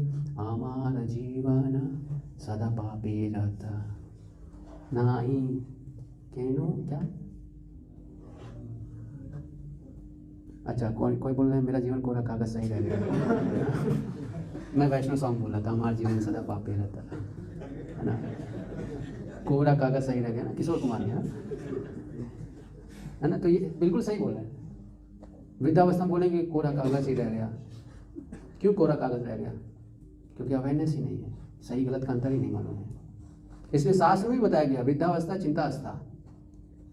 शास्त्र में बताया गया वृद्धावस्था में जो लोग क्या करते हैं? चिंता करते हैं। कैसी चिंता करते हैं? अगर मैं ये कर लिया होता तो आज ऐसे दिखना नहीं होता। जैसे ये चिंता अवस्था जो है, मुझे याद है एक लड़का था 11th क्लास का था आई थिंक, वो 11th क्लास में आई थिंक फेल हो गया था। तो वो जो है सोच रहा था, बोल रहा था कि आज मैंने जो मुझसे गलती हुआ है मैं अपने बच्चों को ऐसे गलती होने नहीं दूंगा। एक 11th क्लास का बच्चा जो ऐसा सोच रहा है।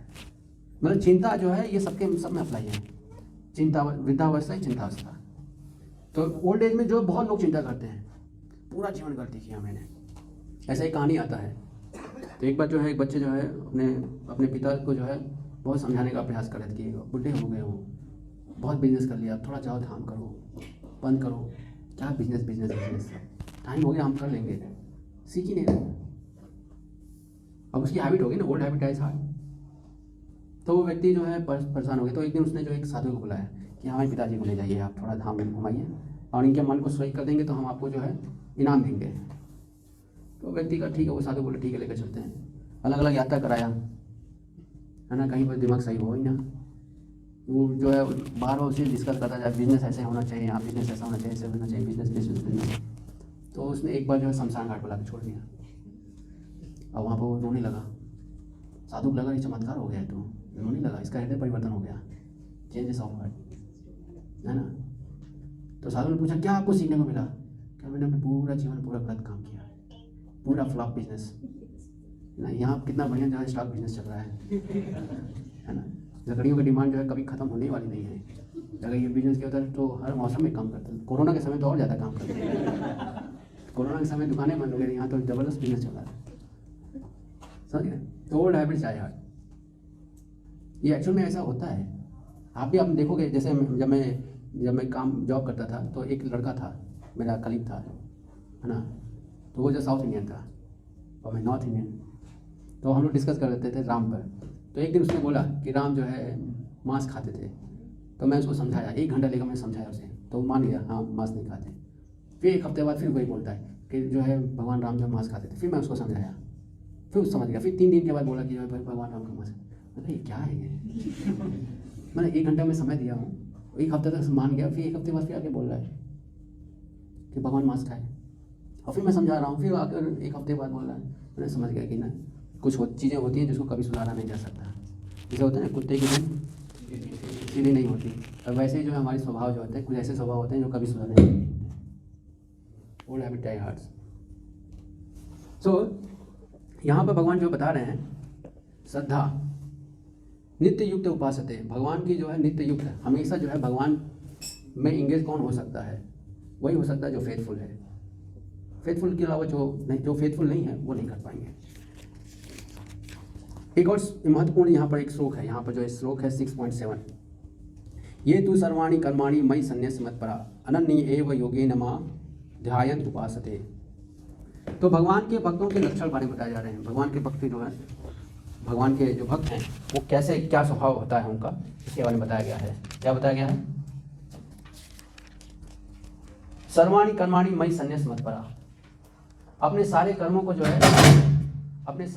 जो है भगवान को समर्पित करते हैं। जो भी कार्य करते हैं वो किसके लिए करते हैं? भगवान के लिए करते हैं। क्या मतलब है इसका कि भगवान के लिए करना? अगर कोई व्यापारी है तो व्यापार किसके लिए करता है? भगवान के लिए, लोग के लिए नहीं करता। और जब भगवान के लिए करेगा तो उसका मन जो है शांत रहेगा। देखिए मन जो है शांत होना बहुत आवश्यक है। जो भी आप कार्य कर रहे हैं उसमें पहला, आप धर्म रूप से कार्य कर रहे हैं कैसे पता चलेगा? पहला है कि जब भी आप कार्य कर रहे हैं, अगर भगवान के लिए कार्य कर रहे हैं तो पहला जो सिम्टम्स है वो क्या है? शुभदा, ऑस्पिशियसनेस। जब आप भगवान के लिए कर्म करते हैं तो 2 चीज़ें होती हैं। क्लेशाग्नि, आपके जितने भी ऑब्स्टेकल, जितने भी कलमश हैं, आपके मानसिक कलमश हैं वो खत्म होंगे। दूसरा शुभदा, शुभदा का मतलब auspiciousness, sense of satisfaction, sense of peace of mind, tranquillity, ये चीज़ें डेवलप होती हैं। तो जब भी आप कोई कर्म कर रहे हैं, अगर ये चीज़ डेवलप नहीं हो रहा है, समझ जाइए कि आप जो है अभी आप सीख नहीं पाए हैं कि किस प्रकार से जो है अपने कर्म को भगवान को समर्पित करें। जब हम सीख जाएंगे कि हमारे कर्म भगवान को समर्पित करना कैसे करते हैं, तो ये 2 चीज़ें आपको दिखाई देंगी। क्या?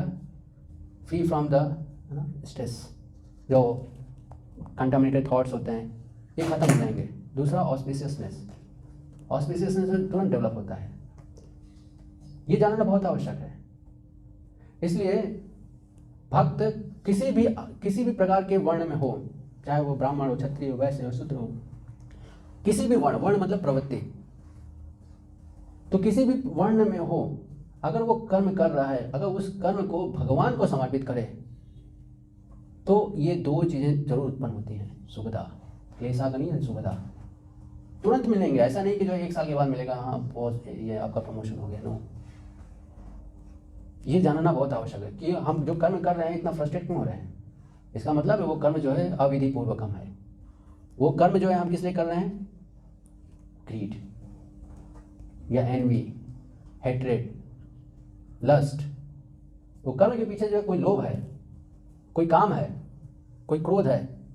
इसलिए वो कर्म जो है हमें जो है सेंस ऑफ सेटिस्फैक्शन नहीं दे रहा है। आपकी इच्छा है ना कि आप जो है बड़ा आदमी बनना चाहते हो, बड़ा ये करना चाहते हो, लेकिन उसके पास सेटिस्फाई क्यों नहीं होते? Because of this. तो हमारा कर्म का जो लक्ष्य होना चाहिए, क्या होना चाहिए? For the pleasure of Krishna. Hare Krishna Krishna Krishna बहुत सारे लोग जो जप करते हैं बोलते हैं प्रभु जी आपने बताया था जप में तो बहुत जप का फल बहुत बहुत महत्वपूर्ण बहुत बढ़िया होता है, तो मैं जप तो इतने समय से कर रहा हूँ कुछ मिल नहीं रहा है, तो क्या चाहिए आपको? रोटी कपड़ा मकान? नहीं। तो हमारे कार्य जो है, हमारा जो कर्म होना चाहिए उसका गोल क्या होना चाहिए? For the pleasure of Krishna. कोई भी कर्म कर रहे हो आप, अगर उसमें भगवान को प्रसन्न करने की प्रवृत्ति होगी तो वो कर्म जो है आपको सेटिस्फैक्शन देगा। या मुझे अपना एक्सपीरियंस में बता रहा हूँ, जब मैं सॉफ्टवेयर इंडस्ट्री में था तो मुझे बहुत अच्छा लगता था, कभी कभी, हमेशा नहीं। जब मैं अपने आप को इस स्टेज पर रख लेता था कि ये कर्म से जो है भगवान को प्रसन्न करना है, तो बहुत अच्छा कार्य होता था। मतलब कि मैं 8 घंटे का अगर असाइनमेंट दिया है तो मैं आधे घंटे में कर लेता था और रिपोर्ट दिखा देता 8 घंटे में कर रहा हूँ। बाकी 7.5 घंटे में क्या करता था? भागवतम पढ़ता था। अब कहेंगे मैं चीटिंग कर रहा था, मैं बिल्कुल चीटिंग नहीं है। मैनेजर के अनुसार वो 8 घंटे का काम था, मेरे अनुसार वो आधे घंटे का काम था, तो मैं आधे घंटे में क्यों कर पाया? क्लैरिटी ऑफ थॉट्स था, करना क्या है, कैसे करना है। मैंने देखा कि सभी लोग जो है कार्य तो करते हैं, बीच में फेसबुक भी घुमाते रहते हैं, है ना। एक लाइन कोड लिखेंगे तो 4 मिनट जो है फेसबुक चलाएंगे, लाइक शेयर कमेंट, है ना। अब तो यूट्यूब भी चल रहा है, अब इंस्टाग्राम भी चल रहा है, बहुत सारी चीज़ें चल रही हैं। तो लोग जो है फोकस नहीं रहते, और कार्य करने के पीछे उनका क्या मोटिव है? एंजॉय।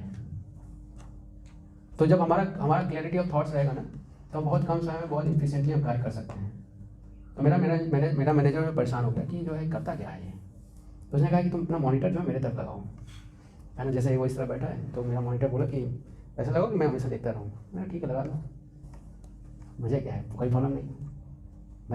मैं जो भी टास्क होता था उसको मैं एनालिसिस कर लेता था। आधे घंटे में एनालिसिस करता था कि ये काम कैसे का, इसका फ्लो क्या है, इसका नेचर कैसे है, कैसे काम कर रहा है, ये फंक्शन काम कर रहा है, ये कॉल कर रहा है, ये कर रहा है, ये सारा चीज़ ट्रैक कर लिया। फिर उसके बाद मुझे एल्गोरिथम बना लिया अपनी कॉपी पे, एल्गोरिथम देख लिया, टेस्ट कर लिया, एल्गोरिथम कार्य कर रहा है। फिर उसके बाद क्या, बस एल्गोरिथम ही तो लिखना होता है। एल्गोरिथम लिखना है, जैसे एल्गोरिथम लिखा, एग्जीक्यूट हो गया। अब मैं बता दूंगा तो बोलेगा तो वेरी गुड, नेक्स्ट असाइनमेंट। तो वो 16 घंटे का कार्य जो मुझसे 8 घंटे में कराना चाह रहा है, तो बुद्धिमान बनना है हमें। तो मैं क्या करता था, वेरी गुड, 8 घंटे का कार्य तो हो गया, आधे घंटे मेरा कार्य हो गया है। आप स्क्रीन पे आप मेरा देखिए ना, देखो आप स्क्रीन देखो, और जो है मैं अपना श्लोक याद करूँगा, है ना। कैसे याद करूँगा? ऑलरेडी मैं सुबह पढ़ के गया हूँ, उसको मेमोराइज कर रहा हूँ। फिर मेरा सीईओ जो है पीछे में कैमरा लगा दिया, ये 8 घंटा करता क्या है करता क्या है, कैमरा लगा दिया पीछे, एकदम मेरे सिर के ऊपर कैमरा लगा दिया। कोई बात नहीं।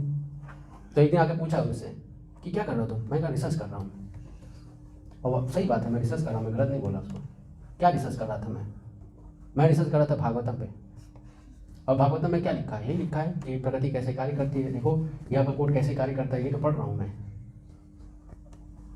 तो बुद्धिमान बनना है। तो जब कर्म की बात कर रहे हैं, जो भी कर्म है वो भगवान को जब समर्पित करने के भाव से करेंगे, मैंने देखा, ये मेरा नोटिस है कि जो है क्लैरिटी ऑफ थॉट्स डेवलप होता है। जब क्लैरिटी ऑफ थॉट्स होगा तो आपकी एफिशिएंसी बहुत तीव्र हो जाती है। मतलब जो बहुत ज़्यादा समय वाला जो कार्य है बहुत कम समय में आप कर सकते हैं। पीस ऑफ माइंड मिलता है, सेटिस्फैक्शन मिलता है, प्रेशर नहीं रहता कि वो आज जो है बहुत मेहनत करना पड़ा, ऐसा कुछ नहीं रहता, सिंप्लीफाइड। ये मेरा ही नहीं, बहुत सारे लोगों का एक्सपीरियंस है ऐसा। तो यहाँ पर भगवान बता रहे हैं सर्वाणी कर्माणि मयि सन्न्यस्य मत्परा। तो करते क्या है? तो नेक्स्ट स्टेप यहाँ पे बता रहे हैं अनन्य एव योगेन माम ध्यायन्त उपासते। ऐसे लोग ही जो है भगवान पर जो है ध्यान कर पाते हैं।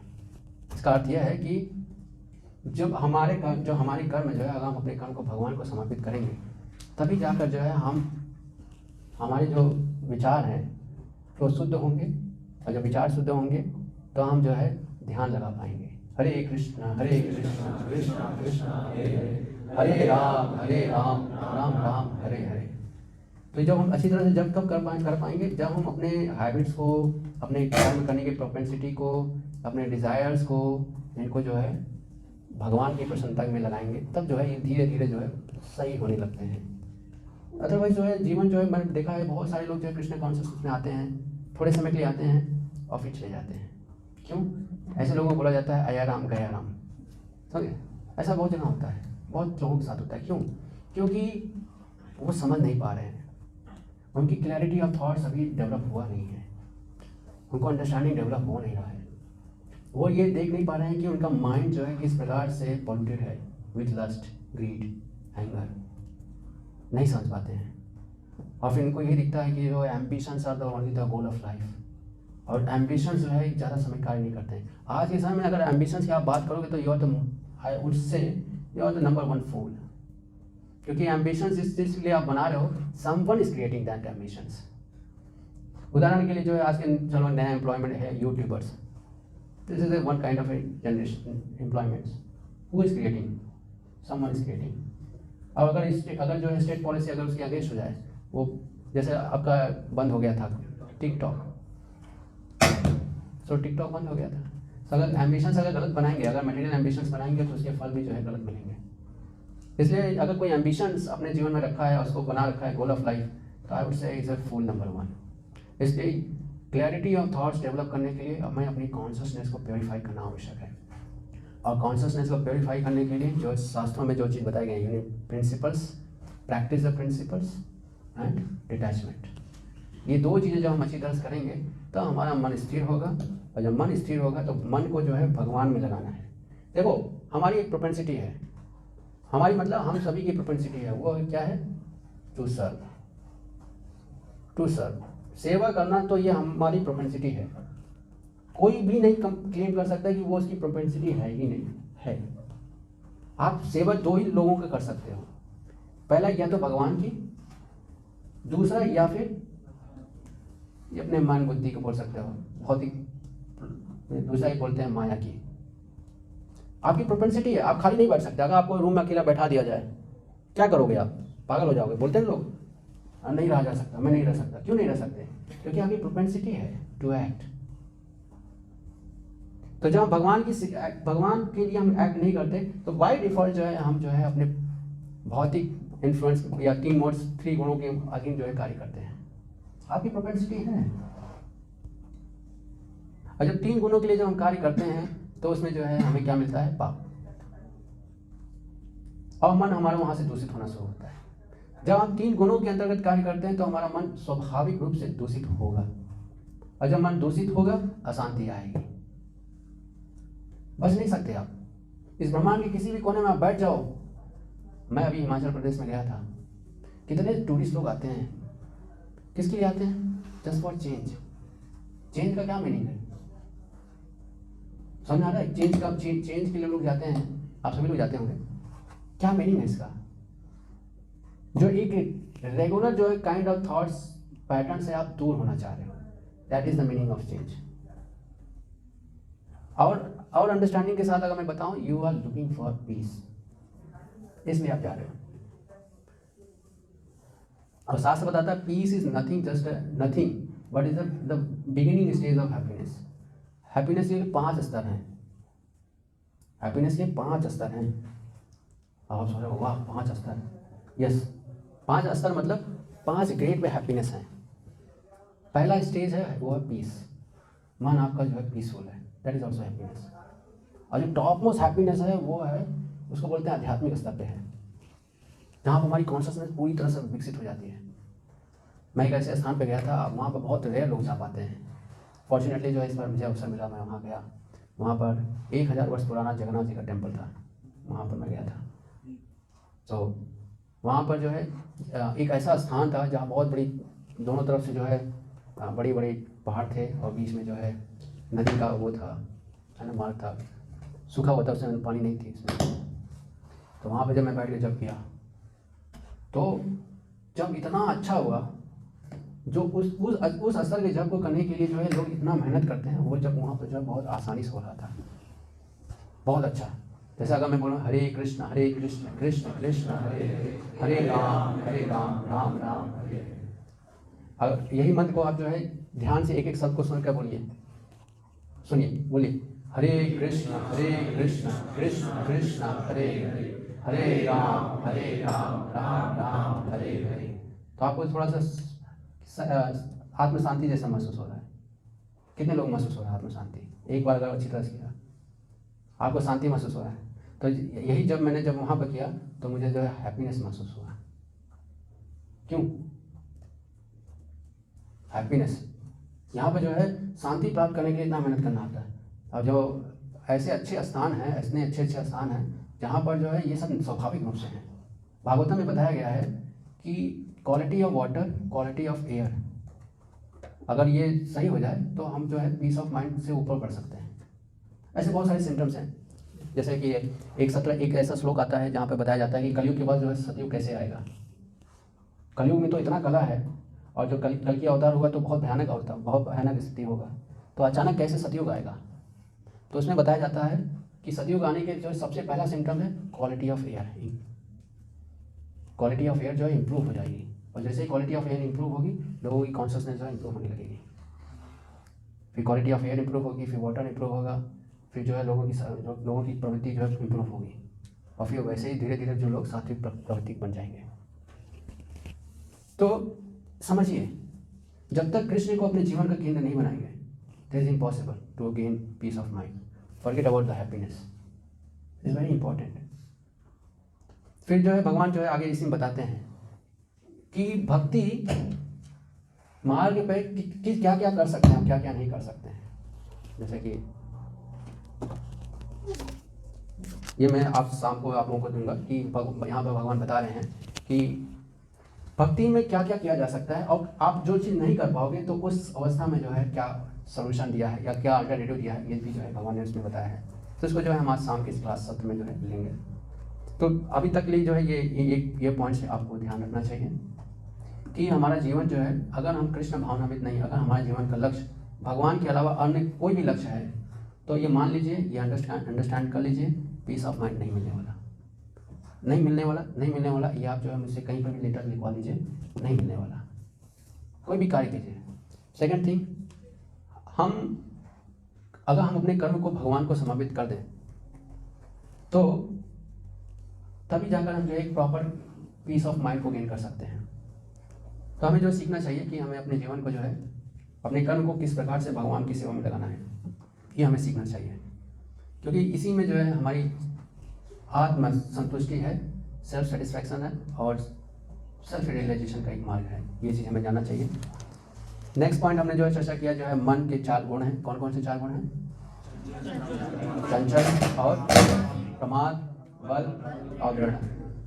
हाँ, तो ये जो 4 चीज़ें हैं, और इस इतने शक्तिशाली मन को संतुलित करने के लिए या कंट्रोल करने के लिए भगवान ने 2 सिद्धांत बताए। वो कौन कौन से हैं? अभ्यास और वैराग्य। ये 2 चीज़ें आवश्यक हैं, और भगवान ने बताया है कि इस मन को कहाँ लगाना है? भगवान में लगाना है। Fix our mind in Krishna's personal form. कौन से फॉर्म में? Personal form. ये पर्सनल फॉर्म का मतलब क्या है? भगवान का जो द्विभुज अंग है उसको बोलते हैं पर्सनल फॉर्म। चतुर्भुज रूप है या अनमैनिफेस्टेड फॉर्म है। अनमैनिफेस्टेड फॉर्म समझ रहे हैं? ब्रह्म रूप, निराकार रूप जिसको बोलते हैं आप। भगवान लाइट हैं, ब्रह्म हैं, ये सब क्या है? अनमैनिफेस्टेड। तो यहाँ पर जो है भगवान बता रहे हैं कि अपने उस मन को, कौन सा मन को? जो चंचल है, और क्या है? प्रमादी है, तीसरा बलवान है, चौथा दृढ़ है। ऐसे मन को जो है ट्रेन करके जो है भगवान में लगाना है, और ट्रेन करने के लिए अलग से कुछ मेहनत नहीं करना है। क्या करना है? रेगुलेटरी प्रिंसिपल्स को फॉलो करना चाहिए। इसलिए शास्त्रों में भी बताया गया है कि गुरु का कार्य क्या है। गुरु क्या करता है? हमारे मन को कंट्रोल करता है। इसीलिए गुरु मतलब हैवी। गुरु मतलब हैवी मतलब एक बार पकड़ लिया तो छोड़ेगा नहीं। तो इसलिए जो है हमारा बुद्धि अगर गुरु के अधीन हो तो मन जो है नियंत्रित हो जाएगा। बहुत सारे प्रिंसिपल्स हैं, बताया गया एक भी प्रिंसिपल्स है। इसलिए जो है ऐसे डिसाइपल हमेशा हमारी बुद्धि जो है गुरु के अधीन होनी चाहिए। गुरु के अधीन का मतलब जैसा इंस्ट्रक्शन दिया गया वैसा करते रहो। देखिए, जीवन का लक्ष्य क्या है? अचीवमेंट्स नहीं है। जीवन का लक्ष्य है success of life. Success of life मतलब समझ लो कि जन्म मृत्यु जरा व्याधि से बाहर निकलना, ये हमारे जीवन का लक्ष्य है। टावर खड़ा करना हमारा लक्ष्य नहीं है। टावर खड़ा कर दिया या जो है बहुत करोड़ों रुपए कमा लिया, ये आपके जीवन का लक्ष्य नहीं है। ये जो है माध्यम है। धन उपार्जन ये सब क्या है? माध्यम है। शरीर को तुष्ट पुष्ट रखने के लिए ये माध्यम है, और शरीर का जो लक्ष्य है वो क्या है?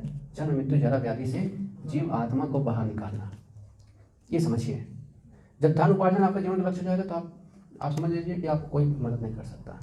भागवतम की 11वें स्कंद के अनुसार अगर आप धन उपार्जन में लगे हैं, आपके 9 प्रकार के शत्रु मिलेंगे। कितने? 9 प्रकार के आपके दुश्मन आपको जन्म ले लेंगे। जहाँ आप धनवान बनने का प्रयास करेंगे 9 प्रकार के शत्रु आ जाएंगे। इसलिए आपको जो है जेट सिक्योरिटी लगवाना पड़ेगा, जेट टाइप सिक्योरिटी।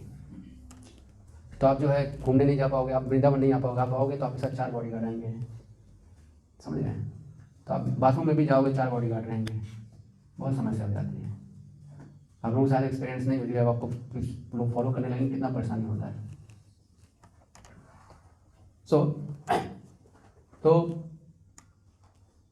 तो यहाँ भगवान बता रहे हैं कि उस मन को जो है भगवान निवेशित करना है, और उसके अलग अलग भगवान मन को नियंत्रित करने के लिए अलग अलग हमने फॉर्मूला बताया। जैसा अभी एक बताया कि अपने बुद्धि को जो है गुरु के अधीन कर देंगे, तो बुद्धि जब गुरु का अधीन होगा तो बुद्धि जो है मन को नियंत्रित कर लेता है। इसलिए देखो प्रभुपाद जब अमेरिका गए और सारे शिष्यों ने जब प्रभुपाद को समर्पित किया तो वो सब जो है हिप्पी से हैप्पी हो गए। उस समय अमेरिका में बहुत बड़ा क्राइसिस चल रहा था कि जो है बड़े बड़े इलाइट क्लास के जो स्टूडेंट्स बच्चे थे वो सब जो है हिप्पी बन रहे थे, नंग अवस्था में रहते थे, कुछ भी नहीं पहनते थे, कुछ भी नहीं मतलब कुछ भी नहीं पहनते थे। और इट वॉज अ कल्चर, सोचो कितना भयानक कल्चर। और ऐसे लोग जो है प्रभुपाद के जो शिष्य बने थे, प्रभुपाद ने जो उनको ट्रेन किया, कैसे? बुद्धि को लगाम लगा के। प्रभुपाद जो बोलते थे उसको करते थे, फेथफुली करते थे। अब प्रभुपाद बोलते थे, फेथफुली करते थे, इसीलिए जो है वो सफल हुए। अगर अपने उनकी बुद्धि जो है अपनी बुद्धि को गुरु का अधीन नहीं लगाए होते तो हिप्पी वाला ही कार्य करते हैं।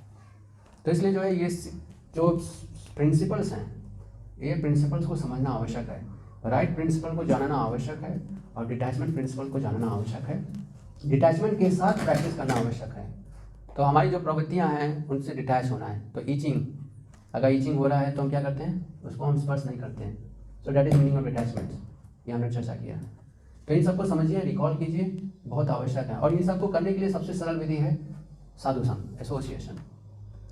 हमने जैसे बताया आदो श्रद्धा, साधु संग, भजन क्रिया, अनंत निवृत्ति, रुचि, आसक्ति, भाव, प्रेम। तो कोई भी कार्य करेंगे इसी में ये प्रिंसिपल है, इसमें आप करेंगे। तो जब भक्ति में करने में कठिनाइयाँ हो रही हैं तो उसके लिए क्या करना चाहिए? साधु संग, एसोसिएशन में। इसको कई भक्त ऐसे भी समझाते हैं कि जैसे आप मुंबई के मेट्रो में चले जाइए, आप बिना प्रयास किए जो है आप जो है अंदर प्रवेश कर जाएंगे, और बिना प्रयास किए आप बाहर भी निकल जाएंगे। अगर बाहर निकलने वालों के बीच में आप बैठेंगे तो बाहर निकल जाएंगे, आपको पता भी नहीं चलेगा कब बाहर निकल गए। और आपको भक्ति में आना है, तीव्र योगी भक्ति करना है, तो तीव्र करने वाले जो भक्ति कर रहे हैं उनके बीच में बैठ जाइए तो आपकी भक्ति तीव्रता में बढ़ जाती है। जैसे उदाहरण के लिए हम कैंप करते हैं, ऐसे जब हम कई कैंप में ऐसा देखा गया है कि जो बहुत नए लोग होते हैं तो बाकी लोग देखते हैं कि बाकी लोग जो है 16 माला कर रहे हैं, तो लगता है कि जब ये 16 माला कर सकता है मैं क्यों नहीं कर सकता हूँ, तो वो भी करने लगते हैं, है ना। जो सुबह 6 बजे जो सुबह कभी अपने दिन में कभी सूरज उगते हुए देखा नहीं था, वो कैंप में आते ही जो ब्रह्म मुहूर्त में उठता है। समझ गए? अभी हम पिछला कैंप लेकर गए थे यूथ का, लोग 2:30 बजे उठ रहे थे। 2:30 बजे तो मैं नहीं उठता हूँ, लोग 2:30 बजे उठ रहे हैं और जो है स्नान कर रहे हैं, जप कर रहे हैं। समझे? साधु संग, ये सब संभव है। तो भक्ति करने में कठिनाई हो रही तो ऐसे एसोसिएशन में चले जाइए जो बहुत अच्छा कर रहे हैं, आप तुरंत करने लगेंगे। जैसे हमारे देश में एक भक्त है, पहले दिन आए और पहले दिन से 16 माला करने लगे। अब आप बोल रहे थे आप में से आप लोग 16 माला सुनते ही बुखार आ गया, और जो पहले दिन जो 16 माला करने लगे, क्यों करने लगे? एसोसिएशन। सो बहुत इंपॉर्टेंट एसोसिएशन। जिस प्रकार के लोगों के बीच में रहेंगे वैसी चेतना बन जाती है। इसलिए जो है आदो श्रद्धा के बाद साधु संघ बहुत महत्वपूर्ण है। साधु संघ, एसोसिएशन, पावर ऑफ एसोसिएशन बहुत महत्वपूर्ण है। ये एसोसिएशन जो है आपको क्या कराता है? भजन क्रिया पर ले जाता है, तुरंत ले जाएगा आपको। लेकिन आप अकेले रहेंगे तो भजन क्रिया आपसे नहीं होगा, बहुत कठिन लगेगा, ओ क्या बोरिंग हो रहा है। तो इसलिए जो है लोग जो है कम्युनिटी बनाते हैं। कम्युनिटी का मतलब क्या है? इंस्पायर। हम जो करना चाहते हैं वो इंस्पिरेशन मिले, मोटिवेशन मिले। सो दैट इसके लिए जो हम क्या बनाते हैं? साधु संघ, कम्युनिटी, कि हम भजन क्रिया अच्छी तरह से कर सकें। जब भजन क्रिया अच्छी तरह से करते हैं तो हमारे जो मिसकॉन्सेप्शंस होते हैं वो खत्म होते हैं। तो मिसकॉन्सेप्शन को ख़त्म करने के लिए बहुत आवश्यक है एसोसिएशन में रहिए। तो आज जो है हम सभी जो है एसोसिएशन में रहेंगे 2 दिन के लिए, और कल हम गोवर्धन परिक्रमा करेंगे। परिक्रमा के समय हम बहुत ही कुछ विशेष स्थानों पर हम जाएंगे, देखेंगे, भगवान का दर्शन करेंगे, लीलाओं का लीला स्थलियों पर जाएंगे, वहाँ दर्शन करेंगे। और बताते हैं कि जब धाम में आते हैं तो धाम में जब भी कोई हम भक्ति करते हैं तो उसका 1000 फल मिलता है। कितना फल मिलता है? हरे कृष्णा कृष्णा कृष्णा हरे हरे, हरे राम राम राम हरे हरे। इसका कितना फल मिलेगा? 1000। अभी नोएडा में करते थे कितना फल मिलता है? 1 मिलता है। तो इसलिए जो है हमें लोभी बनना चाहिए। अभी आप बोलेंगे कि अभी आप बता रहे हैं कि लोभ से मुक्त होना चाहिए। भौतिक लोभ से नहीं होना चाहिए, भौतिक लोभ से जो है दूर होना चाहिए, आध्यात्मिक लोभी बनना चाहिए। आध्यात्मिक लोभी को क्या बोलते हैं जानते हैं? लौल्यम। लोभ यहाँ नहीं बोलते, इसको बोलते हैं लौल्यम, उत्कंठा। लौल्यम मत में जो है उत्कंठा रहती है कि अधिक से अधिक जो है कम समय में जो है भगवान का प्रेम प्राप्त हो जाए। इसलिए धाम में जब हम आते हैं तो हमारा प्रयास रहता है कि हम जितना अधिक माला जप कर सकते हैं या जितना अधिक जो है भगवान के नाम को उच्चारण कर सकते हैं करना चाहिए। यहाँ तक कंपटीशन होना चाहिए, कौन सबसे ज़्यादा जो है आज माला जप करता है, 2 है ना। कम से कम 64 माला का जो टारगेट होना चाहिए। 64 माला का अर्थ है कि जो है ऑल द टाइम भगवान के नाम को जप करना चाहिए, अदर देन क्लास टाइम, है ना। अगर क्लास टाइम है तो भगवान का नाम सुनना है, और बाकी ऑल द टाइम प्रसाद ले रहे हैं तो उस समय भी जो है जप करना है आपको। कैसे जप करेंगे? प्रसाद लेते समय जप कर सकते हैं, कर सकते हैं ना। कितने लोग बोल रहे हैं कर सकते हैं? हाँ कर सकते हैं। यस, मैं भी बोलता हूँ कर सकते हैं। All the time we can chant, भगवान का नाम का जब हम हमेशा कर सकते हैं। बाथरूम में बैठे हैं तो भी हम जो है, बाथरूम में स्नान करें तो भी हम कर सकते हैं। हरे कृष्णा कृष्णा कृष्णा हरे हरे, हरे राम राम राम हरे हरे। तो इससे क्या होगा? 1000 फल मिलेंगे। और आपने 1000 बार अगर 64 माला कर लिया, 64 गुणे 1000, इतना फल मिल जाएगा आपको। तो इससे क्या फल, इससे फायदा क्या होगा? भौतिक प्रकृति में हम भौतिक वृत्ति वाले व्यक्ति हैं, इसलिए हम फायदा हानि ये सब देखते हैं। वैसे शुद्ध अवस्था में हम ये सब नहीं देखते कि फायदा लाभ हानि, ये सब नहीं देखते।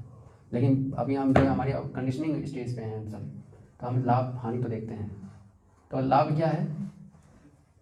कई कोटि जन्म के जो पाप हैं उनसे मुक्त हो जाएंगे। कितने पाप किए हैं उसका उदाहरण कैसे समझेंगे? जैसे हम एक बार जो है ध्रुव महाराज जो है बहुत कॉन्फिडेंट हो गए कि मैं तो 6 महीने भगवान को प्राप्त कर लिया। बहुत कॉन्फिडेंट हो गए, ओवर कॉन्फिडेंस आ गया। 6 महीने मैंने भगवान को जो है सामने ला दिया, है ना। देवताओं की जो है नाक दम कर दिया मैंने।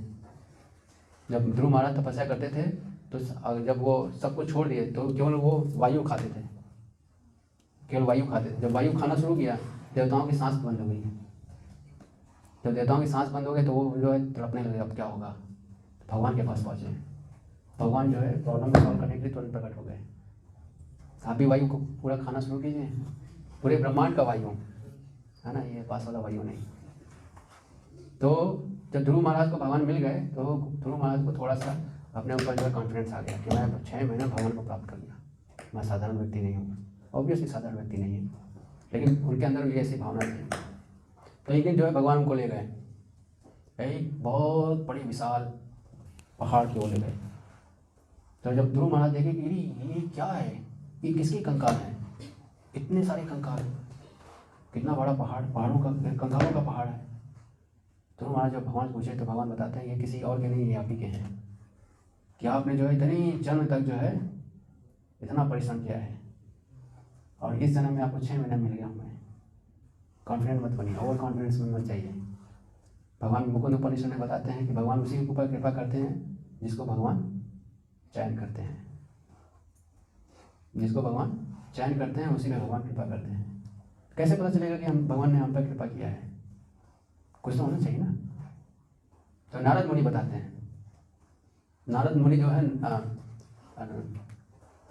नारद भक्ति सूत्र ऐसा कुछ है, याद नहीं आ रहा, तो वहाँ पे बताते हैं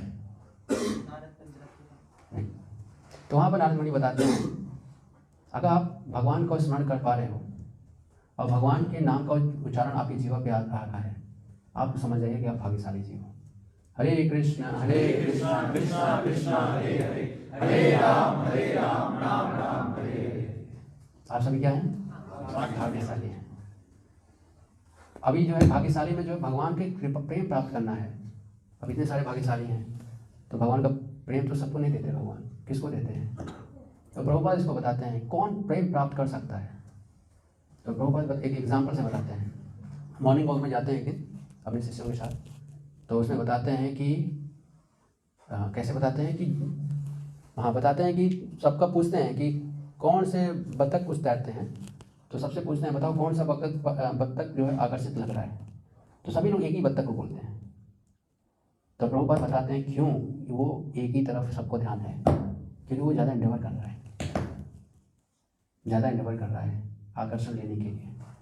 तो वैसे ही जो है हमें एंडेवर करना है भगवान का आकर्षण, इन सब में जो है आकर्षण जो है मेरे पास आए कि कृपा मुझे मिले, इतना ऐसा हमें जो अब एंडेवर करना होगा।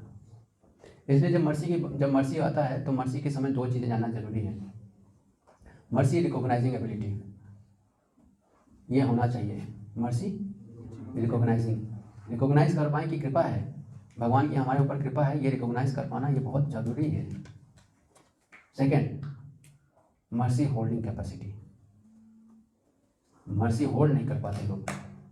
होल्ड होना समझ रहे हैं? होल्ड का मतलब है कि भगवान ने जो अभी आगे के श्लोक में आप पढ़ोगे, आपको शाम को बताएंगे हम, वो और अच्छा लगेगा आपको कि भगवान के प्रिय कैसे बनते हैं, कौन कौन होते हैं। अगर वो सब चीज़ हम करने लगेंगे तो भगवान के प्रिय बनेंगे, लेकिन अगर वो करना छोड़ देंगे तो क्या होगा, तो नहीं कर पाएंगे, भगवान के प्रिय नहीं बन पाएंगे। इसलिए मर्सी होल्डिंग कैपेसिटी ये भी डेवलप करना बहुत ज़रूरी है।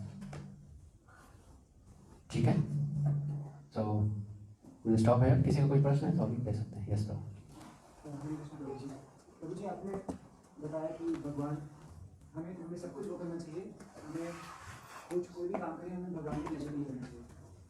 तो भगवान का प्लेजर क्या है? कृष्ण भगवान का प्लेजर क्या है? जैसे मैं ब्लॉग कर रहा हूँ तो मैं ऐसा क्या करूँ जिससे भगवान को प्लेजर मिले? भगवान को प्लेजर जो मिलता है, जैसे उदाहरण के लिए आप समझ सकते हो, जैसे छोटा भाई जो है अगर बुरी आदतों में फंस गया है, अगर बड़ा भाई जो है अपने छोटे भाई को बुरी आदतों से निकाल कर सुधार दे तो कितना अच्छा लगेगा। तो वैसे ही जो है हम समाज में इतने सारे लोग जो भ्रमित हैं, जो भगवान की भक्ति को नहीं समझ रहे हैं या जीवन के लक्ष्य को नहीं समझ रहे हैं या फिर जो है अपने जीवन को नष्ट कर रहे हैं अनेक अलग प्रकार से, ऐसे लोगों को जो है हम भगवान की ओर लाना, कृष्ण की ओर, on the way to Krishna और लाएंगे तो भगवान प्रसन्न होंगे। सरल भाषा में बोल सकते हैं प्रचार, भगवान के नाम रूप गुण लीलाओं का प्रचार करना। दूसरा, अच्छे भक्त बनना। और भक्त कौन होता है, भक्त किसको बोलते हैं ये जानना पड़ेगा पहले। जैसे बोलते हैं अच्छा बालक या अच्छा पुत्र, जैसे घर में कई प्रकार के बच्चे होते हैं, ये बड़ा बेटा जो है शांत स्वभाव का है, ये बड़ा बेटा जो है अच्छे स्वभाव का है, अच्छे गुणों का है। तो अच्छे गुण किसको बोलते हैं? तो वैसे जो है एक आदर्श भक्त बनना, एग्जाम्पल इज बेटर देन प्रेसेप्ट, एक एग्जाम्पलरी भक्त बनना, जिसको देखकर लोग जो है आकर्षित हों कि हाँ अगर मैं भी इस व्यक्ति की तरह से बन जाऊँ तो मैं भी अच्छा हो जाऊँगा। तो इस प्रकार से पर्सनली जो है एग्जाम्पल सेट करना और दूसरों पर दया करना। तो अगर सरल भाषा में बोलूँ तो 3 चीज़ें, नाम रुचि, जीव दया, वैष्णव सेवा। नाम रुचि मतलब भगवान के नाम के प्रति, जप करने के प्रति रुचि होना। जीव दया मतलब लोगों को जो है भगवान से के पास लाना, उनको कृष्ण भावना में उनकी कॉन्शियसनेस को जागृत करना। वैष्णव सेवा मतलब जो हमें सिखा रहे हैं, जो हमें हमारे ऋषिगण ने हमें शास्त्र दिया, श्लोक दिया है, तो इनके प्रति जो है हमारी एक रिस्पॉन्सिबिलिटी बनती है। आखिर हमें सुख कैसे मिल रहा है ये चीज़ें। भागवतम में इतने सारे श्लोक्स हैं, सब ऋषियों ने कितने कई वर्षों तक जो है, कई हजारों वर्षों तक तपस्या करके जो है अपने साक्षात्कार को जो है बताया है भागवतम में। तो ये सब क्या है, हम ये सब जो है हमारे लिए बहुत महत्वपूर्ण है। तो हमारा इनके प्रति एक दायित्व बनता है, इसलिए बोलते हैं वैष्णव। 3 चीज़ों को हम समझ जाएं तो हम इसे अपने जीवन में उतार सकते हैं। Okay, yes. और इधर से मुझे नहीं प्रश्न है कि जब स्पिरिचुअल लाइफ में आते हैं तो अगर हम बहुत चीज़ें कंट्रोल कर लेते हैं, एंगर भी कंट्रोल कर लेते हैं, ग्रीड भी इधर से कंट्रोल करते हैं, उधर का भी कंट्रोल कर लेते हैं, बट जस्ट जो है वो स्पिरिचुअल लाइफ के बाद भी बहुत टाइम तक हमारे साथ रहता है, मतलब वो हमारे दिमाग में रहता है, तो उसको कंट्रोल करने में बहुत टाइम लगता है। कोई कठिन नहीं लगता है, ये दिमाग में बना रखा है। इसको बोलते हैं फोबिया। फोबिया जानते हैं क्या होता है? डर है ना, खौफ है, खौफ। ये फोबिया है। जैसे कुछ लोगों को पानी से होता है, कुछ लोगों को जानवरों से होता है तो फोबिया है। तो ये भी इस प्रकार का एक फोबिया है। तो इसको कैसे ख़त्म कर सकते हैं? इसको ख़त्म करने के लिए जो है ना शास्त्र अध्ययन करना चाहिए, और जो है ऐसे लोगों के बीच में रहना चाहिए जो उस प्रकार के हैं। जैसे हमने बताया ना, ट्रेन में आपको बैठना है तो भीड़ में खड़े हो जाइए, और भीड़ में आपको धक्का मार के ट्रेन में बैठा देंगे। मेरे साथ भी ऐसा हुआ। मैं छोटा था, मैं मुंबई में था, है ना, तो मेरे ब्रदर थे, मेरे बड़े भाई थे, तो हम लोग जो है कहीं जाना था, याद नहीं आ रहा अभी, तो उन्होंने मुझे बोला था कि ध्यान से पकड़ के रहना, नहीं तो बाहर चले जाओगे, है ना। तो जब स्टेशन आया तो इतना खींचा कि जो है मैं आधा तो ट्रेन के बाहर ही हो गया था, लेकिन वो पकड़ रखा था मैं, इसलिए मैं अंदर वापस आ गया। तो ऐसे भक्तों के बीच में हम रहेंगे तो जिस प्रकार के भक्तों के बीच में रहेंगे वैसा विचार बनेगा। और थर्ड चीज़ है, ये जो है ना एक सोशियो कल्चर का इम्पैक्ट है और कुछ भी नहीं है। समाज में जो है समाज में ये है, जिस समाज में हम रह रहे हैं उस समाज में ये सब चीज़ें हैं, और इसको जो है बताया गया है जैसा नेचर, ऐसा हमको सिखाया गया है, इसलिए ये सब चीज़ें हैं।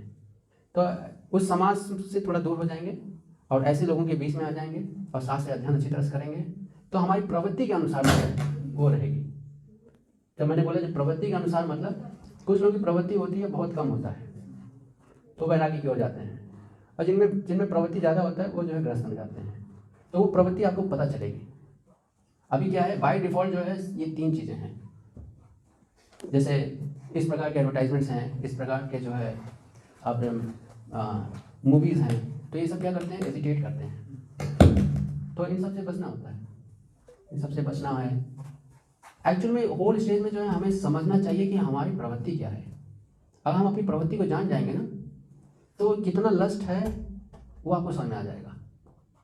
अभी क्या है, बम्बार्डेड है, छोटा छोटा बच्चा भी जो है बम्बार्डेड है, सब पूरा एडवर्टाइजमेंट देखो, कहीं पर भी देखो, सब कुछ जगह देखो, तो पूरा इंडस्ट्री जो है लस्ट पे चल रही है, ग्रीड पे चल रही है। 2 प्रिंसिपल पे चल रही है पूरी industry, lust and greed. Lust को एजिटेट किया जा रहा है और ग्रीड को एजिटेट किया जा रहा है। ब्यूटी इंडस्ट्री किस पे है, लस्ट पे है, बाकी इंडस्ट्री किस में है, ग्रीड पर है। तो इसको जो है तो बुद्धिमान बनना होगा। तो ये तो थोड़ा मैं सरल भाषा में अगर बोलूँ तो यही चीज़ करना है, शास्त्र अध्ययन। दूसरा है ऐसे लोगों के बीच में रहना चाहिए जो इससे क्लियर है, उनको समझ में आ गया है कि उनकी प्रवृत्ति क्या है ना। और तीसरा ये सोच से इम्पैक्ट्स हैं, ये अंडरस्टैंडिंग समझ लो कि ये सब जो ज़्यादा कुछ है नहीं, ये ऐसा सिखाया जा रहा है इसलिए ऐसा है, ऐसा बताया जा रहा है इसलिए ऐसा है, मतलब ये फोबिया एक प्रकार से। अगर ये 3 चीज़ें सीख जाओगे तो समझ में आ जाएगा कि आपके पास ज़्यादा है या कम है। ज़्यादा होगा तो गृहस्थ आश्रम, कम है तो वैराग्य आश्रम। दोनों ही आश्रम अच्छे हैं, लेकिन अगर मालूम हो कि हमारी प्रोपेंसिटी क्या है तो अच्छे हैं। प्रोपेंसिटी नहीं है मालूम है, आप चले जाओगे तो बहुत सारे लोग बहुत परेशान होते हैं। जैसे कई बच्चे जो है, एक व्यक्ति था विवाह के 1 महीने बाद बोला, 1 महीने तक लग रहा कि जीवन जो है हम सब लोग में आ गए हैं, 1 महीने के बाद बोल रहा है कि काश जो है डाइवोर्स हो जाए। ऐसा भी बोल रहा है। क्यों बोल रहा है? क्योंकि उसको अपनी प्रोपेंसिटी पता ही नहीं है। कई लोग जो डाइवोर्स क्यों ले रहे हैं समझना चाहिए। और कई लोग जो है बहुत खुश होते हैं जब डाइवोर्स हो जाता है, बहुत खुश होते हैं। क्यों? क्योंकि उनका प्रवृत्ति ही नहीं था। उनकी प्रवृत्ति जो है अकेले रहने वाली थी। कुछ लोगों की प्रवृत्ति होती है अकेले नहीं रह सकते, और कुछ लोगों की प्रवृत्ति होती है वो अकेला ही ठीक है उनके लिए। तो जो अकेला व्यक्ति है उसको विवाह करेगा तो परेशान होगा, और जिसके साथ होगा वो भी परेशान होगा। इसलिए जो है हमें अपनी प्रवृत्ति जानना चाहिए। सारे आश्रम जो है प्रवृत्ति के अनुसार हैं, कोई श्रेष्ठ नहीं है, कोई कमज़ोर नहीं है। वो श्रेष्ठ है जो भगवान की ओर ज़्यादा नज़दीक है, वो श्रेष्ठ है। अगर कोई गृहस्थ आश्रम में भगवान से ज़्यादा नज़दीक है तो वो श्रेष्ठ है, और जो कोई वैराग्य मार्ग पर रहकर जो है भगवान से दूर है तो वो श्रेष्ठ नहीं है। लेकिन सरल मार्ग जो है वैराग्य मार्ग है, और शास्त्र बताता भी है जो है 75% जो है हमारे जीवन जो है वैराग्य होना चाहिए। कितना परसेंट? आप कहोगे कहाँ से मैं बोल रहा हूँ, मैं कैलकुलेशन कहाँ से है 75%? हाँ, कहाँ से है? 4 आश्रम हैं। कौन कौन से आश्रम हैं? ब्रह्मचर्य, गृहस्थ, वानप्रस्थ, संन्यास। केवल गृहस्थ आश्रम में ही जो है पति पत्नी रहते हैं, बाकी किसी आश्रम में नहीं रहते हैं। ब्रह्मचारी में भी जो है बैचलर होता है, वानप्रस्थ में भी बैचलर जैसे रहते हैं, सन्यासी तो पूरा बैचलर होते हैं। तो हो गया ना 75%। तो जीवन जो है 75% वैराग्य होना चाहिए, बहुत ज़रूरी है। 50 के बाद तो वैराग्य कंपलसरी है शास्त्र के अनुसार। आपको वानप्रस्थ में जाना है, घर परिवार को जो है छोड़ना जरूरी है। लेकिन आज के एज में 40-30 के बाद ही विवाह करते हैं, तो वो जो है ड्रॉबैक है। तो ये बता रहा हूँ ना, ये सोशियो इम्पेटस है।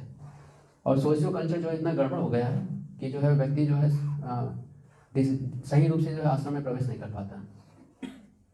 सामाजिक जो है सोशल इक्विलिब्रियम जो है डिसबैलेंस है। इसलिए जो है शास्त्रों को अच्छी तरह से पढ़ना चाहिए, भक्तों का संग अच्छी तरह से करना चाहिए, और इसको अपने जीवन में अभ्यास करेंगे तो हमें समझ में आएगा कि हमारी प्रवृत्ति क्या है। तो उसी के अनुसार जो है आश्रम सेलेक्ट कर सकते हैं, और उसमें व्यक्ति खुश रहेगा। जैसे हमारे बहुत सारे मित्र हैं, अभी गृहस्थ आश्रम में हैं, तो सब खुश हैं, अच्छी तरह से भक्ति कर रहे हैं। ऐसा नहीं कि वो भक्ति नहीं कर रहे हैं, अच्छा भक्ति कर रहे हैं, ड्यूटीज रखे हैं, भगवान की सेवा करते हैं, पति पत्नी दोनों मिलकर जो है भगवान का भोग लगाते हैं, प्रचार करते हैं, सभी करते हैं। और कई लोग ऐसे भी हैं जो बहुत दुखी हैं, बहुत दुखी भी हैं, क्योंकि उन्होंने शुरू में साधना अच्छा किया नहीं, हमको समझ आया नहीं कि उनका स्वभाव क्या है, और आज दुखी हैं। तो आज बोलते हैं कि आप रोजी गड़बड़ हो गया, तो गड़बड़ हो गया आपको तो कैरी करना है, आपको यू कैन नॉट छोड़ नहीं सकते। ये जो धर्म है ना, ये आश्रम जो धर्म है, इसको आप छोड़ नहीं सकते। खास तौर से जो गृहस्थ आश्रम है, ये तो आप इसको भाग नहीं सकते। आप भागोगे तो आपके जो है आपको कुल दोष लगेगा। कौन सा दोष लगेगा? कुल दोष। जहाँ पे आपके जो है जितने पूर्वज हैं सब के सब जो नरक में गिरेंगे। इतना गृहस्थ आश्रम जो इतना रूल रेगुलेशन से भरा हुआ है, लोग जानते ही नहीं, इसलिए जो है दुखी रहते हैं। तो धर्म नियम जानना बहुत जरूरी है। आश्रम के जो नियम है वो जानना बहुत आवश्यक। गृहस्थ आश्रम के नियम से भरा हुआ है, एक स्टेप में नियम है। वैराग्य आश्रम में इतना नियम नहीं है, बाकी आश्रम में इतना नियम नहीं है। उसमें नियम यही है कि आपका चेतना जो है भगवान में स्थिर होना चाहिए। लेकिन गृहस्थ आश्रम में बहुत सारे नियम हैं। आप कितना सो सकते हो, कितना खा सकते हो, कब खा सकते हो, पति पहले खाएगा कि पत्नी पहले खाएगी, या फिर जो धन कितना रख सकते हो, दान कितना दे सकते हो, कितना जो है क्रोध कर सकते हो, सबका निर्धारण है। ज़्यादा क्रोध भी नहीं कर सकते, पत्नी पे क्रोध नहीं कर सकते। आप अगर पत्नी क्रोध करे तो क्या करें, है ना। तो चेतन आप लोग बोलते हैं तृणादपि सुनी चाहिए, तरोदपि सुनी अमानी न मानी देना कीर्तन सदा जब करते रहो। तो बहुत सारे धर्म हैं, जानना चाहता है। ओके, ठीक है। किसी का कोई प्रश्न? तो 10 लाइन में आइडियल दिनचर्या क्या होना चाहिए? 6 घंटे ज़्यादा नींद होना ही नहीं चाहिए। 6 घंटे ज़्यादा नींद नहीं होना चाहिए। ब्रह्म मुहूर्त के पहले जो है हमें जब हमारा शुरू ब्रह्म मुहूर्त में हमारा जब हो जाना चाहिए, वो शुरू हो जाना चाहिए। आइडियल लाइफ, आइडियल का मतलब ये सुबह जो है ब्रह्म मुहूर्त के पहले हमें उठ के स्नान कर लेना चाहिए। देखो स्नान के कई स्टेजेस हैं, जैसे सूरज के पहले, सूरज की किरण के पहले, या सूरज निकलने के बाद। तो जिस प्रकार से स्नान करते हैं उस प्रकार का हमें दोष लगता है, दोष लगता है। जैसे सूरज उगने के बाद जो स्नान करते हैं उनको दोष लगता है। आप अगर ट्राई करना चाहो तो कल आप लोग जो है सुबह 4 बजे से पहले स्नान करो, और कल का एक्सपीरियंस करो। आप लोग कितने लोग कभी 4 बजे के पहले स्नान किए हैं? हाँ, बहुत लोग किए हैं। ठंडा पानी आता है कि गर्म पानी? अभी जो है मैं कुछ दिन में हिमाचल में रहा हूँ, वहाँ पर जो है एक जगह मैं पहुँचा तो वहाँ -5 था, -5 था। मैं भी वहीं नहाया था, और जो है ठंडे पानी से मैं नहाया था। हाँ, और एक कुंड में मैं स्नान किया, बहुत ठंडा था, लोग काँप रहे थे देख कर, वहाँ से भग गए थे। वो जो है ठंडी में उनको बहुत अच्छा लगता था, लेकिन वो कुंड को देखने के बाद उनका बिल्कुल मन नहीं किया स्नान करने का। लेकिन उस कुंड को देख कर मैं बहुत एक्साइटेड था कि स्नान करना है, और वहाँ पे मैं 3 बार नहाया, है ना। तो ठंडे पानी से नहाइए, लेकिन अगर बॉडी हेल्थ सपोर्ट नहीं करता है तो थोड़ा सा गर्म कर लीजिए, लेकिन ऐसा नहीं कि जो है स्टीमर बना दिया ना, स्टीमर बना रहे हैं। ठंडे पानी से बैलेंस कोल्ड से नहाइए। मैंने बोला एक शब्द यूज़ किया, बैलेंस कोल्ड, है ना, उस पानी से आप नहा सकते हैं। लेकिन 4 बजे पहले अगर आप स्नान करेंगे ना, तो आप महसूस करेंगे उस दिन जो है आपकी कॉन्शियसनेस जो है एक अलग स्टेज पर होगी। ठीक है, ओके, एनीथिंग एल्स? ठीक है, चलिए स्टॉप करते हैं यहाँ पे। तो आपका प्रोग्राम है आगे जो है प्रसादम।